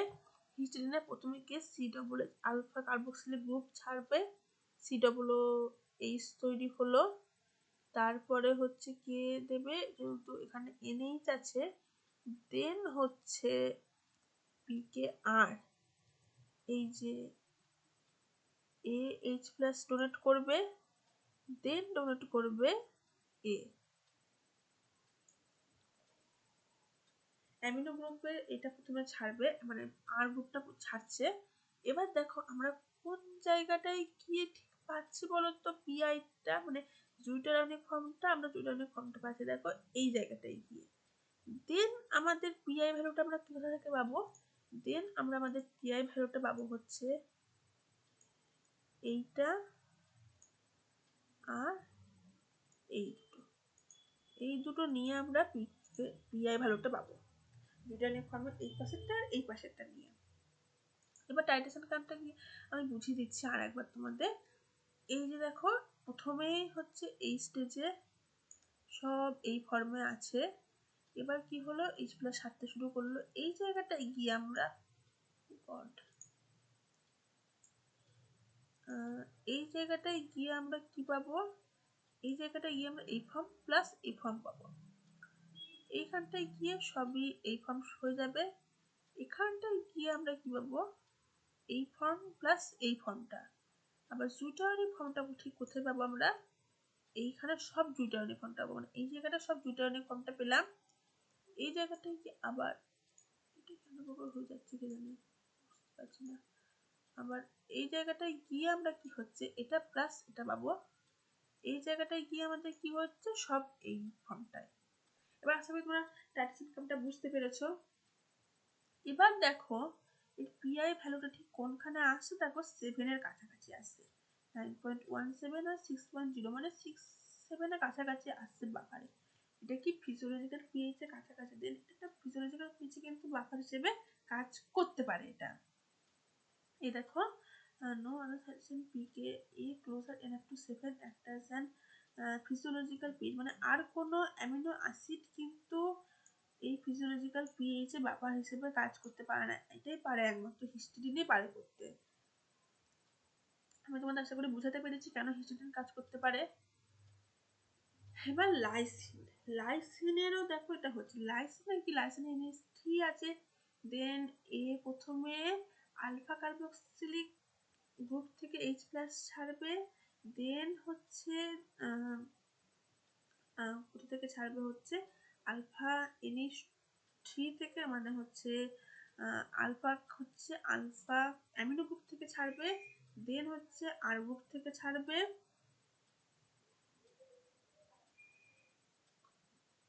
তুমি দেখো এটা থেকে ছেড়েছে, হ্যাঁ, দেন হচ্ছে এটা থেকে, সরি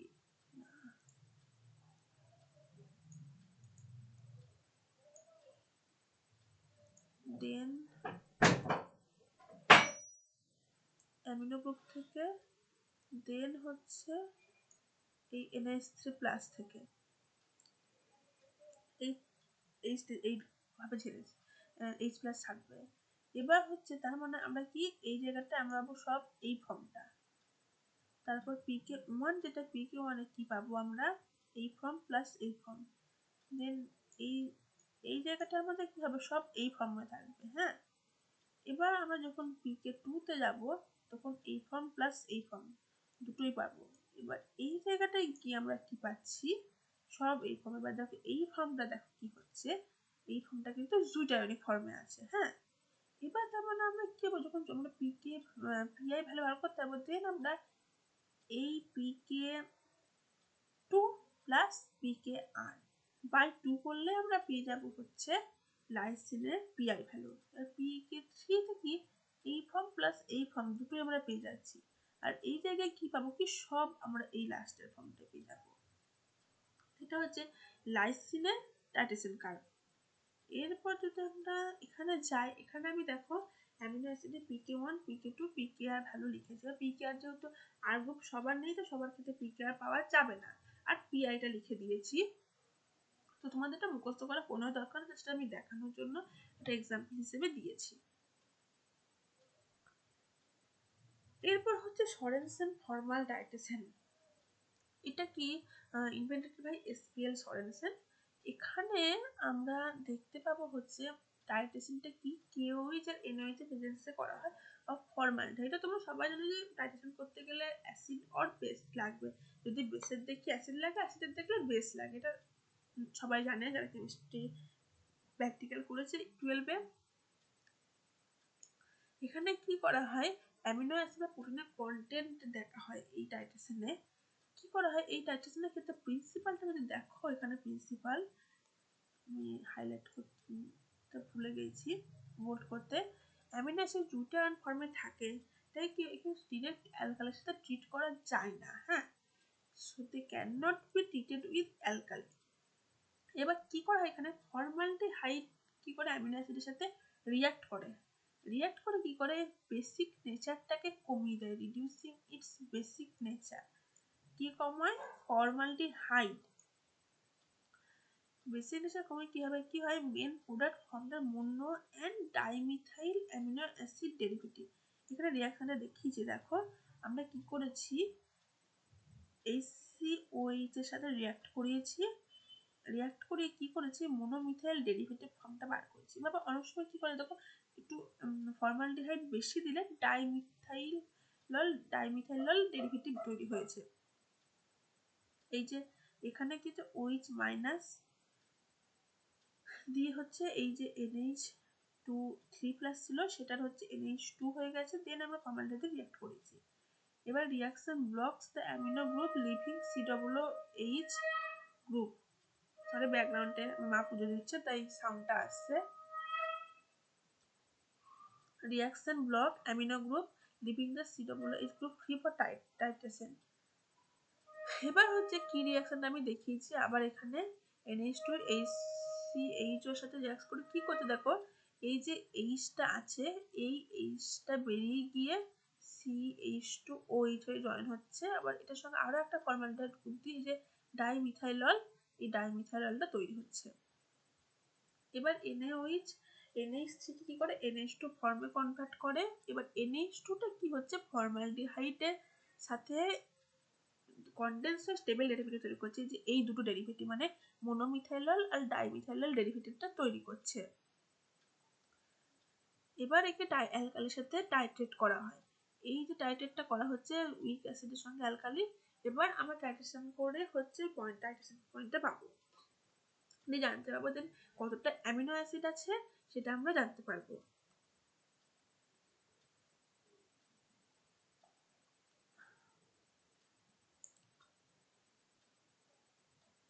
এরপরে হচ্ছে ক্রোমাটোগ্রাফি সেপারেশন। ক্রোমাটোগ্রাফিক সেপারেশনটা কি, ধরো একটা সলিউশন দিই যে তোমাকে যেখানে প্রচুর অ্যামিনো অ্যাসিড আছে, মানে এবার অ্যামিনো অ্যাসিডগুলো আমরা ডিফারেন্সিয়েট করবো, ধরো বসুন্ধরা 4-5টা অ্যামিনো অ্যাসিড আছে, আমরা কি করে ডিফারেন্সিয়েট করবো অ্যামিনো অ্যাসিডগুলোকে, আমাদেরকে তোমাকে বলে দিলে অ্যামিনো অ্যাসিড ডিফারেন্সিয়েট করতে হবে। সেক্ষেত্রে আমরা কি করব,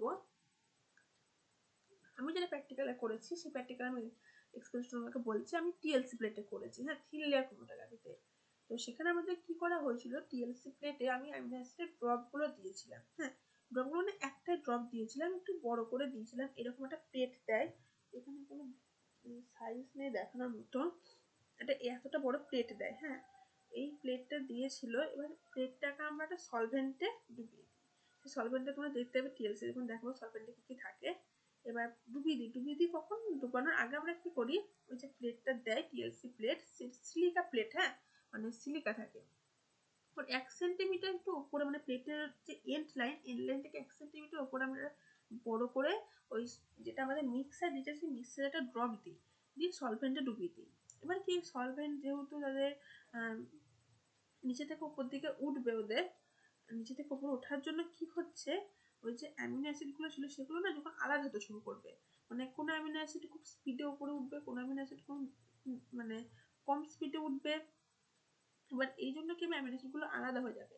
এবার আমরা কি করি, নিনহাইড্রিন দিয়ে আমরা স্প্রে করি, স্প্রে করলে কি হবে অ্যামিনো অ্যাসিডের কালার আলাদা চেঞ্জ, মানে আলাদা একটা অ্যামিনো অ্যাসিড এক একজন নিনহাইড্রিনের যখন নিনহাইড্রেটের সংস্পর্শে এসে আলাদা আলাদা কালার দেয়, তখন আমরা বুঝতে পারি যে তারা এই অ্যামিনো অ্যাসিড এইটা আলাদা অ্যামিনো অ্যাসিড, এগুলো আলাদা অ্যামিনো অ্যাসিড আছে, মানে কোনটা কি অ্যামিনো অ্যাসিড আমরা বুঝতে পারি কি অ্যামিনো অ্যাসিড ছিল ওই মিক্সারে।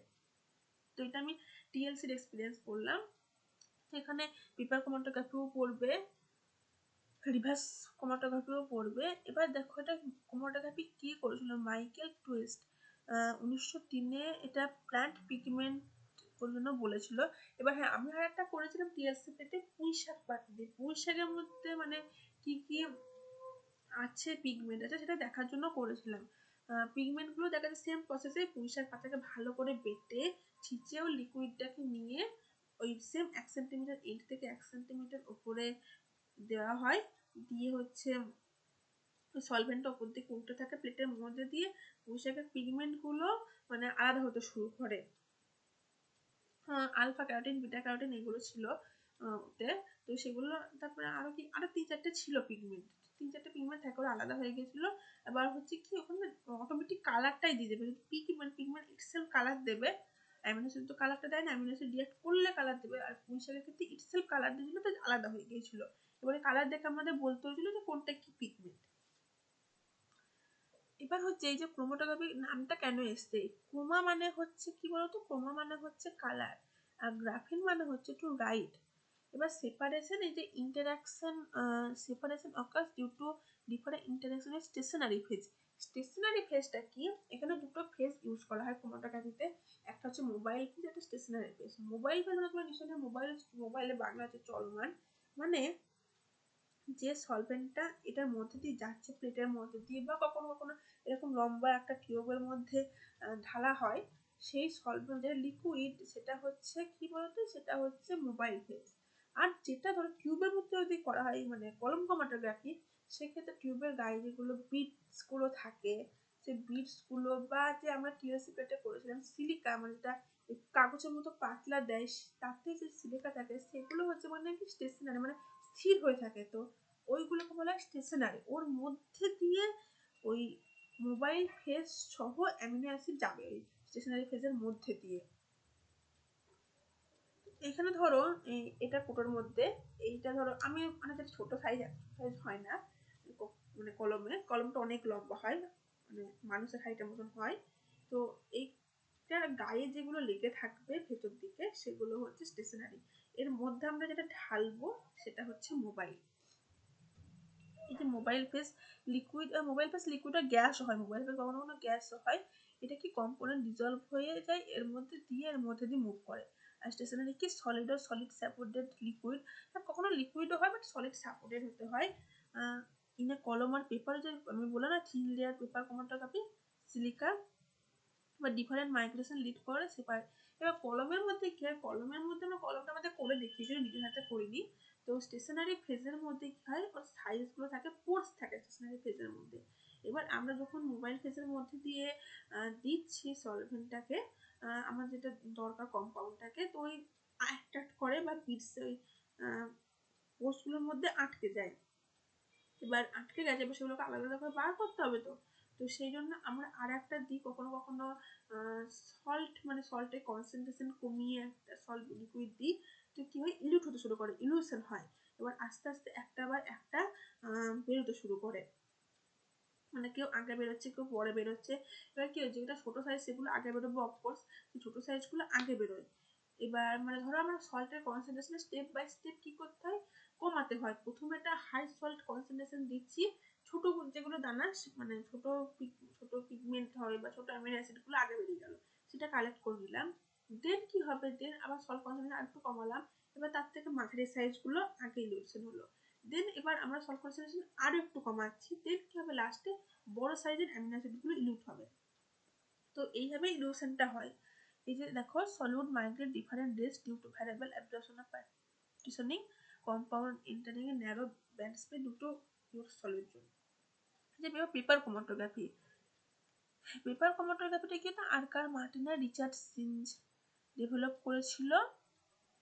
এই যে দেখো এখানে solvent system, paper dip solvent sample spotted 2 centimetre from the end of filter paper.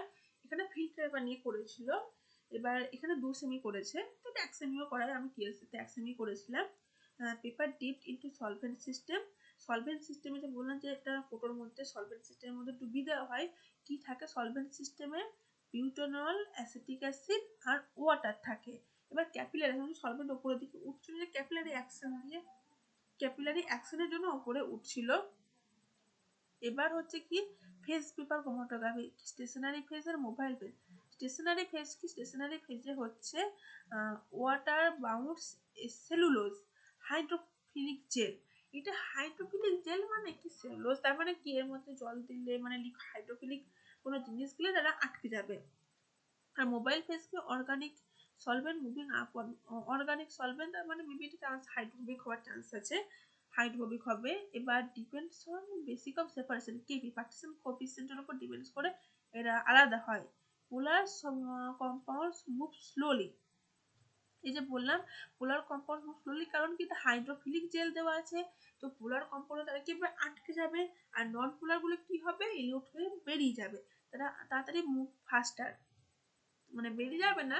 এটা হচ্ছে কলম তো না, এটা হচ্ছে পেপার, তার মানে কি এরা আগে যাবে, আগে ফাস্ট করে মুভ করবে, আর পোলার গুলো আস্তে আস্তে পাস করবে, তো আলাদা হতে শুরু করবে ওরা। এটা partitioning coefficient, concentration of stationary phase আর concentration of mobile phase. RF ভ্যালুটা কি, আরএফ ভ্যালু হচ্ছে ডিস্টেন্স ট্রাভেলড বাই সলিউট। এই আরএফ ভ্যালুটা খুব কাজে লাগে, তোমাদের আরএফ ভ্যালু বার করতে হবে। আর ডিস্টেন্স হচ্ছে travelled by solvent front. Solvent ফ্রন্টটা কি, সলভেন্ট ফ্রন্টটা হচ্ছে যে ক্যাপিলারি অ্যাকশন, ক্যাপিলারি অ্যাকশনের জন্য কি হবে, যেটা যে সলভেন্টের মধ্যে আমরা ডুবিয়ে রেখেছি পেপারটাকে বা টিএলসি প্লেটটাকে, সেই সলভেন্টটা আগে যাবে। আর যে জিনিসগুলো মানে যে পিগমেন্টটা আলাদা করতে, যে প্রোটিনটা আলাদা করতে, তাহলে তো পড়ে যাবে। তো ওই সলভেন্ট যতটা গেল সেই ফ্রন্টটাকে, সেটাকে বলা হয় সলভেন্ট ফ্রন্ট। ধরো এই মোবাইলটাকে আমি টিএলসি প্লেট ধরলাম, পেপার ধরলাম, তো এবার যে আমি মোবাইলটাকে ডিপ মানে ডুবিয়ে রেখেছি, তো সলভেন্ট উঠছে আস্তে আস্তে, সলভেন্ট এতটা এলো, এটাকে বলবো এই যে এইখান থেকে মানে এইখান থেকে এতটা এলো, যে এক দাগটা দেওয়া আছে না, দাগটা থেকে এই যে এতটা এলো, এই ডিস্টেন্সটাকে বলা হবে সলভেন্ট ফন্ট। আর যে পিগমেন্ট বা অ্যামিনো অ্যাসিডকে আমি আলাদা করতে দিয়েছি সেইটা ধরো এইখান থেকে এতটা এলো, তো এই ডিস্টেন্সটাকে বলা হবে সলিউট, মানে যে ট্রাভেল বাই সলিউট, এটাকে বলা হচ্ছে এই এই এই মানে এই অনুপাতটা করলে আমরা আর ভ্যালু পেয়ে যাই। এবার রিলেশনটা আমি এখানে দেখিয়েছি, এ পি হচ্ছে এই যে A1 S1 বাই RF, ALটা হচ্ছে এরিয়া অফ লিকুইড ফেজ, আর এসটা হচ্ছে এরিয়া অফ স্টেশনারি ফেজ। যে থিন লেয়ার ক্রোমাটোগ্রাফি আমি অলরেডি বলেছি যে more soluble compound move faster, absorption stronger, interaction with silica, যে সিলিকা প্লেট স্লোয়ার মুভমেন্ট হবে, মানে যাতে সিলিকা প্লেটের সঙ্গে অ্যাট্রাকশন হয়ে যায় বেশি, তাদের আস্তে আস্তে মুভ করবে, যে বলে পিগমেন্ট বা অ্যামিনো অ্যাসিড আলাদা আস্তে আস্তে মুভ করে, তো ওই জন্য আলাদা হয়ে যায় ওরা। আর একটা কি মলিকুলার সাইজের ভিত্তিতেও, এবার ধর মলিকুলার সাইজের ভিত্তিতে মানে ধরো গ্লাইসিন থাকলে কি গ্লাইসিন তাড়াতাড়ি মুভ করবে পেটের মধ্যে দিয়ে, আর যদি লাইসিন থাকে একটু স্লোলি মুভ করবে, কারণ ওর চেহারা বড়, বা হিস্টিডিন সেও স্লোলি মুভ করবে, তো সেই হিসেবে আলাদা হয়ে যেতে পারে। আর সলিউবিলিটির ভিত্তিতে মানে যারা বেশি সলিউবল তারা তাড়াতাড়ি বেরিয়ে গেল, সেই হিসেবে ফাস্ট করবে। ওই যে amino acid, alpha amino acid different R group থাকে, সিলিকার সাথে হচ্ছে ইন্টারাকশন করে, strong interaction, shorter distance travel, identification value. এই যে বললাম যাদের মানে ধরো সিলিকার সাথে alpha amino R group interact করছে, তো কি হবে, যারা ইন্টারাক্ট করবে তারা এক জায়গাতে থেকে যাবে বা একটু মুভ করবে, যারা ইন্টারাক্ট করে না তারা তাড়াতাড়ি সলভেন্টের সঙ্গে সঙ্গে উপর দিকে চলে যাবে। এবার ডিটেকশন অ্যামিনো অ্যাসিড তো কালারলেস হয়, কি করবো, সরি তারপরে আছে অ্যামিনো অ্যাসিড তো কালারলেস হয়, তাহলে কি করে ডিটেক্ট করবো, detect using ninhydrin reagent. এটা কি হয়, heating at 100 degree centigrade per 5 minute produce purple spot, purple colour দেয়, এবং অনেক রকমের কালারে দেখতে পাবে, যে প্রোলিন যেমন ইয়েলো কালার দেয় সেটাও তোমরা দেখতে পাবে। এবার রুম্যান পার্পেলস এটাকে করেছিল detection. RF value, RF value কি distance travelled by solute, RF value হচ্ছে solute distance travel RF value বলতে আমি আগেই বলেছি distance solute by solvent front average TLC. এবার সলভেন্ট কি সলভেন্ট ইউজ করেছিলাম, আমি এতক্ষণ ধরে বলছি সলভেন্টের মধ্যে ডুবিয়ে রাখা হয়, তো কি থাকে, petroleum, ether, hexane, diethanol, glacial acetic acid 80:20:1 এই অনুপাতে থাকে। সাপোর্ট অ্যাডভান্টেজ অফ টিএলসি, এটাকে র্যাপিড কনভেনিয়েন্ট, 1 ঘন্টা লাগে, খুব বেশি হলে হায়ার সেন্সিটিভিটি প্রিফার ক্রোমাটোগ্রাফি, সিলিকার জায়গাতে সেন্সিটিভিটি বেশি হয়, আর যেহেতু আমরা ইউজ করতে পারি এগুলো হিটিং করতে পারি, যেটা পেপারে করতে পারবো না, সিলিকা প্লেটকে করতে পারবো হিট, সেই জন্য। এবার হচ্ছে hydrophobic interactional chromatography, HIC, reverse phase chromatography. হ্যাঁ, রিভার্স ফেজটা প্রথমে বলে, রিভার্স ফেজটা কি, এখানে হচ্ছে আমরা পেপারে যেটা দেখেছিলাম এখানে জাস্ট উল্টে যাবে, মানে এখানে হচ্ছে স্টেশনারি ফেজ নন পোলার হয়, মোবাইল ফেজ পোলার হবে। আমি ওখানে বলেছিলাম পোলার, স্টেশনারি ফেজ পোলার, যে জন্য পোলার গ্রুপগুলোকে আটকে নেবে, আর মোবাইল ফেজ যেটা হচ্ছে নন পোলার জন্য ওগুলো নন পোলার গুলো বেরিয়ে যাবে, এখানে জাস্ট উল্টে যাবে। এবার তার জন্য কি হবে, নন পোলার সলভেন্ট দরকার হবে, নন পোলার সলভেন্ট দরকার হবে। এবার এটা একটা মানে কি বলবো, protein synthesis strongly with hydrophobic side chain, hydrophobic side chain থাকার জন্য কি হবে, তারা আটকে যাবে পেট মানে স্টেশনারি প্লেটের সঙ্গে, স্টেশনারি ফেজের সঙ্গে, আর যেগুলো হচ্ছে মানে হাইড্রোফিলিক বা পোলার তারা বেরিয়ে যাবে। এবার আমরা সেগুলোকে আলাদা করব। ব্যাপারটা হচ্ছে এটা হওয়ার জন্য কি হয়, এটা হওয়ার জন্য প্রোটিন প্রচুর hydrophobic interaction with protein remains demand, এটা হচ্ছে এই হাইড্রোফিক ইন্টারাকশনের জন্য প্রবলেম হয়, প্রোটিনগুলোকে ডিনেচার করে যেতে পারে বা অনেক প্রবলেম হতে পারে, তো সেই জন্য কি হয়, হ্যাঁ স্টেশনারি ফেজে যেটা হচ্ছে আমরা কি করে hydrophilic matrix with weak hydrophobic ligands, মানে এই যে অ্যাগারোজের মধ্যে আমরা কি করি, লাইগ্যান্ডস দিয়ে রাখি। এবার কি হয়, এই ইন্টারাকশন গুলো উইক হয় আর প্রোটিন গুলো কি করতে পারে, নেটিভ পজিশনে থাকে, মানে তাদের অরিজিনাল কন্ডিশনে থাকে। রিভার্সে কি হয়, হাইড্রোফিল নেচার যেহেতু থাকার জন্য ওই আর গ্রুপগুলো ভেঙে যেতে পারে, তো প্রোটিন ব্রেক করে যেতে পারে। রিভার্সে এই প্রবলেমটা হয়। এবার এই প্রবলেমটা রিমুভ করার মানে এই প্রবলেমটাকে সলভ করার জন্য হাইড্রোফোবিক ইন্টারেকশন ক্রোমাটোগ্রাফি এটা ইউজ করা হয়েছে। এটা কি হয় যে লাইগ্যান্ড থাকার জন্য কি হচ্ছে, ইন্টারাকশনটা উইক হচ্ছে, লাইগ্যান্ডের সঙ্গে বাইন্ড করে থাকছে। তো সেই জন্য হচ্ছে এখানে এই পদটা নিয়ে আসা হয়েছে। এবার কি হয় যে সল্ট, এই সল্ট কি করে হাইড্রোফোবিক ইন্টারাকশনকে বাড়িয়ে দেয়। মানে আমরা হচ্ছে যে সলভেন্টটা ঢাললাম, হাই সল্টে ঢালছি, তো কি হচ্ছে ওদের ইন্টারাকশনটা বেশি থাকছে, তো ওরা আটকে থাকছে। এবার যদি আমরা যখন ইউজ করবো আস্তে আস্তে সল্টের কনসেন্ট্রেশনটা কমানো, 10, 9, 8 এরকম করে কনসেন্ট্রেশনটা কমাচ্ছি, তো এবার আস্তে আস্তে বেরোবে। এবার যাদের সব থেকে মানে যাদের হাইড্রোফোবিক ইন্টারাকশনটা কম, তাদেরকে কম কনসেন্ট্রেশনে লাস্টে বেরোবে তারা। তো এইভাবে হচ্ছে আমরা ক্রোমাটোগ্রাফিটা করি, hydrophobic interaction chromatography. the less hydrophobic proteins elute fat and more hydrophobic the later. তো আজকে আমি এতটাই পড়ালাম। নেক্সট ক্লাসে হচ্ছে আমি অ্যামিনো অ্যাসিডে কিছু রিয়াকশন পড়াবো, আর হচ্ছে আমি পেপটাইডটা শুরু করব। তো আজকে এতটাই। এবার আমি একটা জিনিস বলে দিই, আমাদের যে বায়োকেমিস্ট্রি ক্লাসটা দিয়েছে, দেখি আমি ওপেন করতে পারি কিনা। এই যে এইটা আমার ক্লাস, এখানে যে কন্টেন্টে আমি একটু দেখিয়ে দিই কি হয়েছে। কন্টেন্টে এই ক্লাসটা তোমাদের, এই ক্লাস তোমাদের, এই ক্লাসটা না তোমাদের না, হ্যাঁ এটা অ্যাকচুয়ালি জুলজিদের যে বায়োকেমিস্ট্রি পেপার আছে সেটা অ্যামিনো অ্যাসিডের ফার্স্ট ক্লাস, আমি তোমাদের যেটা নিয়েছি সেটা। এবার এখানে কি হচ্ছে, এখানে একটু মানে সব ডিটেলসে বলা নেই, যেহেতু ওদের লাগে না, বায়োকেমিস্ট্রি কোড যেটা তাদের বেশি লাগে, তো সেটা এইটা তোমাদের না। এটা হচ্ছে আমি তোমাদের একটা ক্লাস আপলোড করবো, নাম দিয়ে লিখে আপলোড করবো। তোমাদের ক্লাসগুলো জেনারেলি হচ্ছে আমি মেজর CC1 দিয়ে লিখে আপলোড করেছি, শুধু এইখানে কি হচ্ছে এটা হলো কমন ক্লাস, তো ওই জন্য কোনো নাম লিখিনি। মানে ওদের কার্বোহাইড্রেট সিলেবাসটা এমন হবে যে এতটা অবধি করলে হয়ে যাবে, সেটা তোমাদেরও লাগবে। তারপরে ক্লাসে আমি আরো এক্সট্রা করেছি যেগুলো ওদের নেই, তো আমি সেইটা পার্টিকুলারলি কার্বোহাইড্রেট 2 বলে লিখে দিয়েছি। বাট নোটগুলো হচ্ছে তোমাদের ওদের দুজনেরই হয়ে যাবে, কারণ ওরা বাদ দিয়ে পড়ে নিতে পারবে, তোমরা সবটাই পড়বে। তো এইটাই। এই যে পিআইকেও আপলোড করেছি পেপটাইড কার্বোহাইড্রেট, তো তোমরা এটা অবশ্যই সলভ করবে। আর আমাকে জিজ্ঞাসা করে নেবে, আমি টেলিগ্রাম ছবি তোমার দিয়েই দিয়েছি, টেলিগ্রাম অ্যাকাউন্ট এই যে এইখানে আমার অ্যাকাউন্ট আমি দিয়েই দিয়েছি, তোমরা এইতে আমার সঙ্গে কন্ট্যাক্ট করতে পারো। আসছে না কেন, এই যে এই অ্যাকাউন্টে তোমরা আমার সঙ্গে কন্ট্যাক্ট করতে পারো, এই আইডিটায় আমি তোমাদের প্রবলেম সলভ করে দেবো তখন যদি কোনো সমস্যা হয়।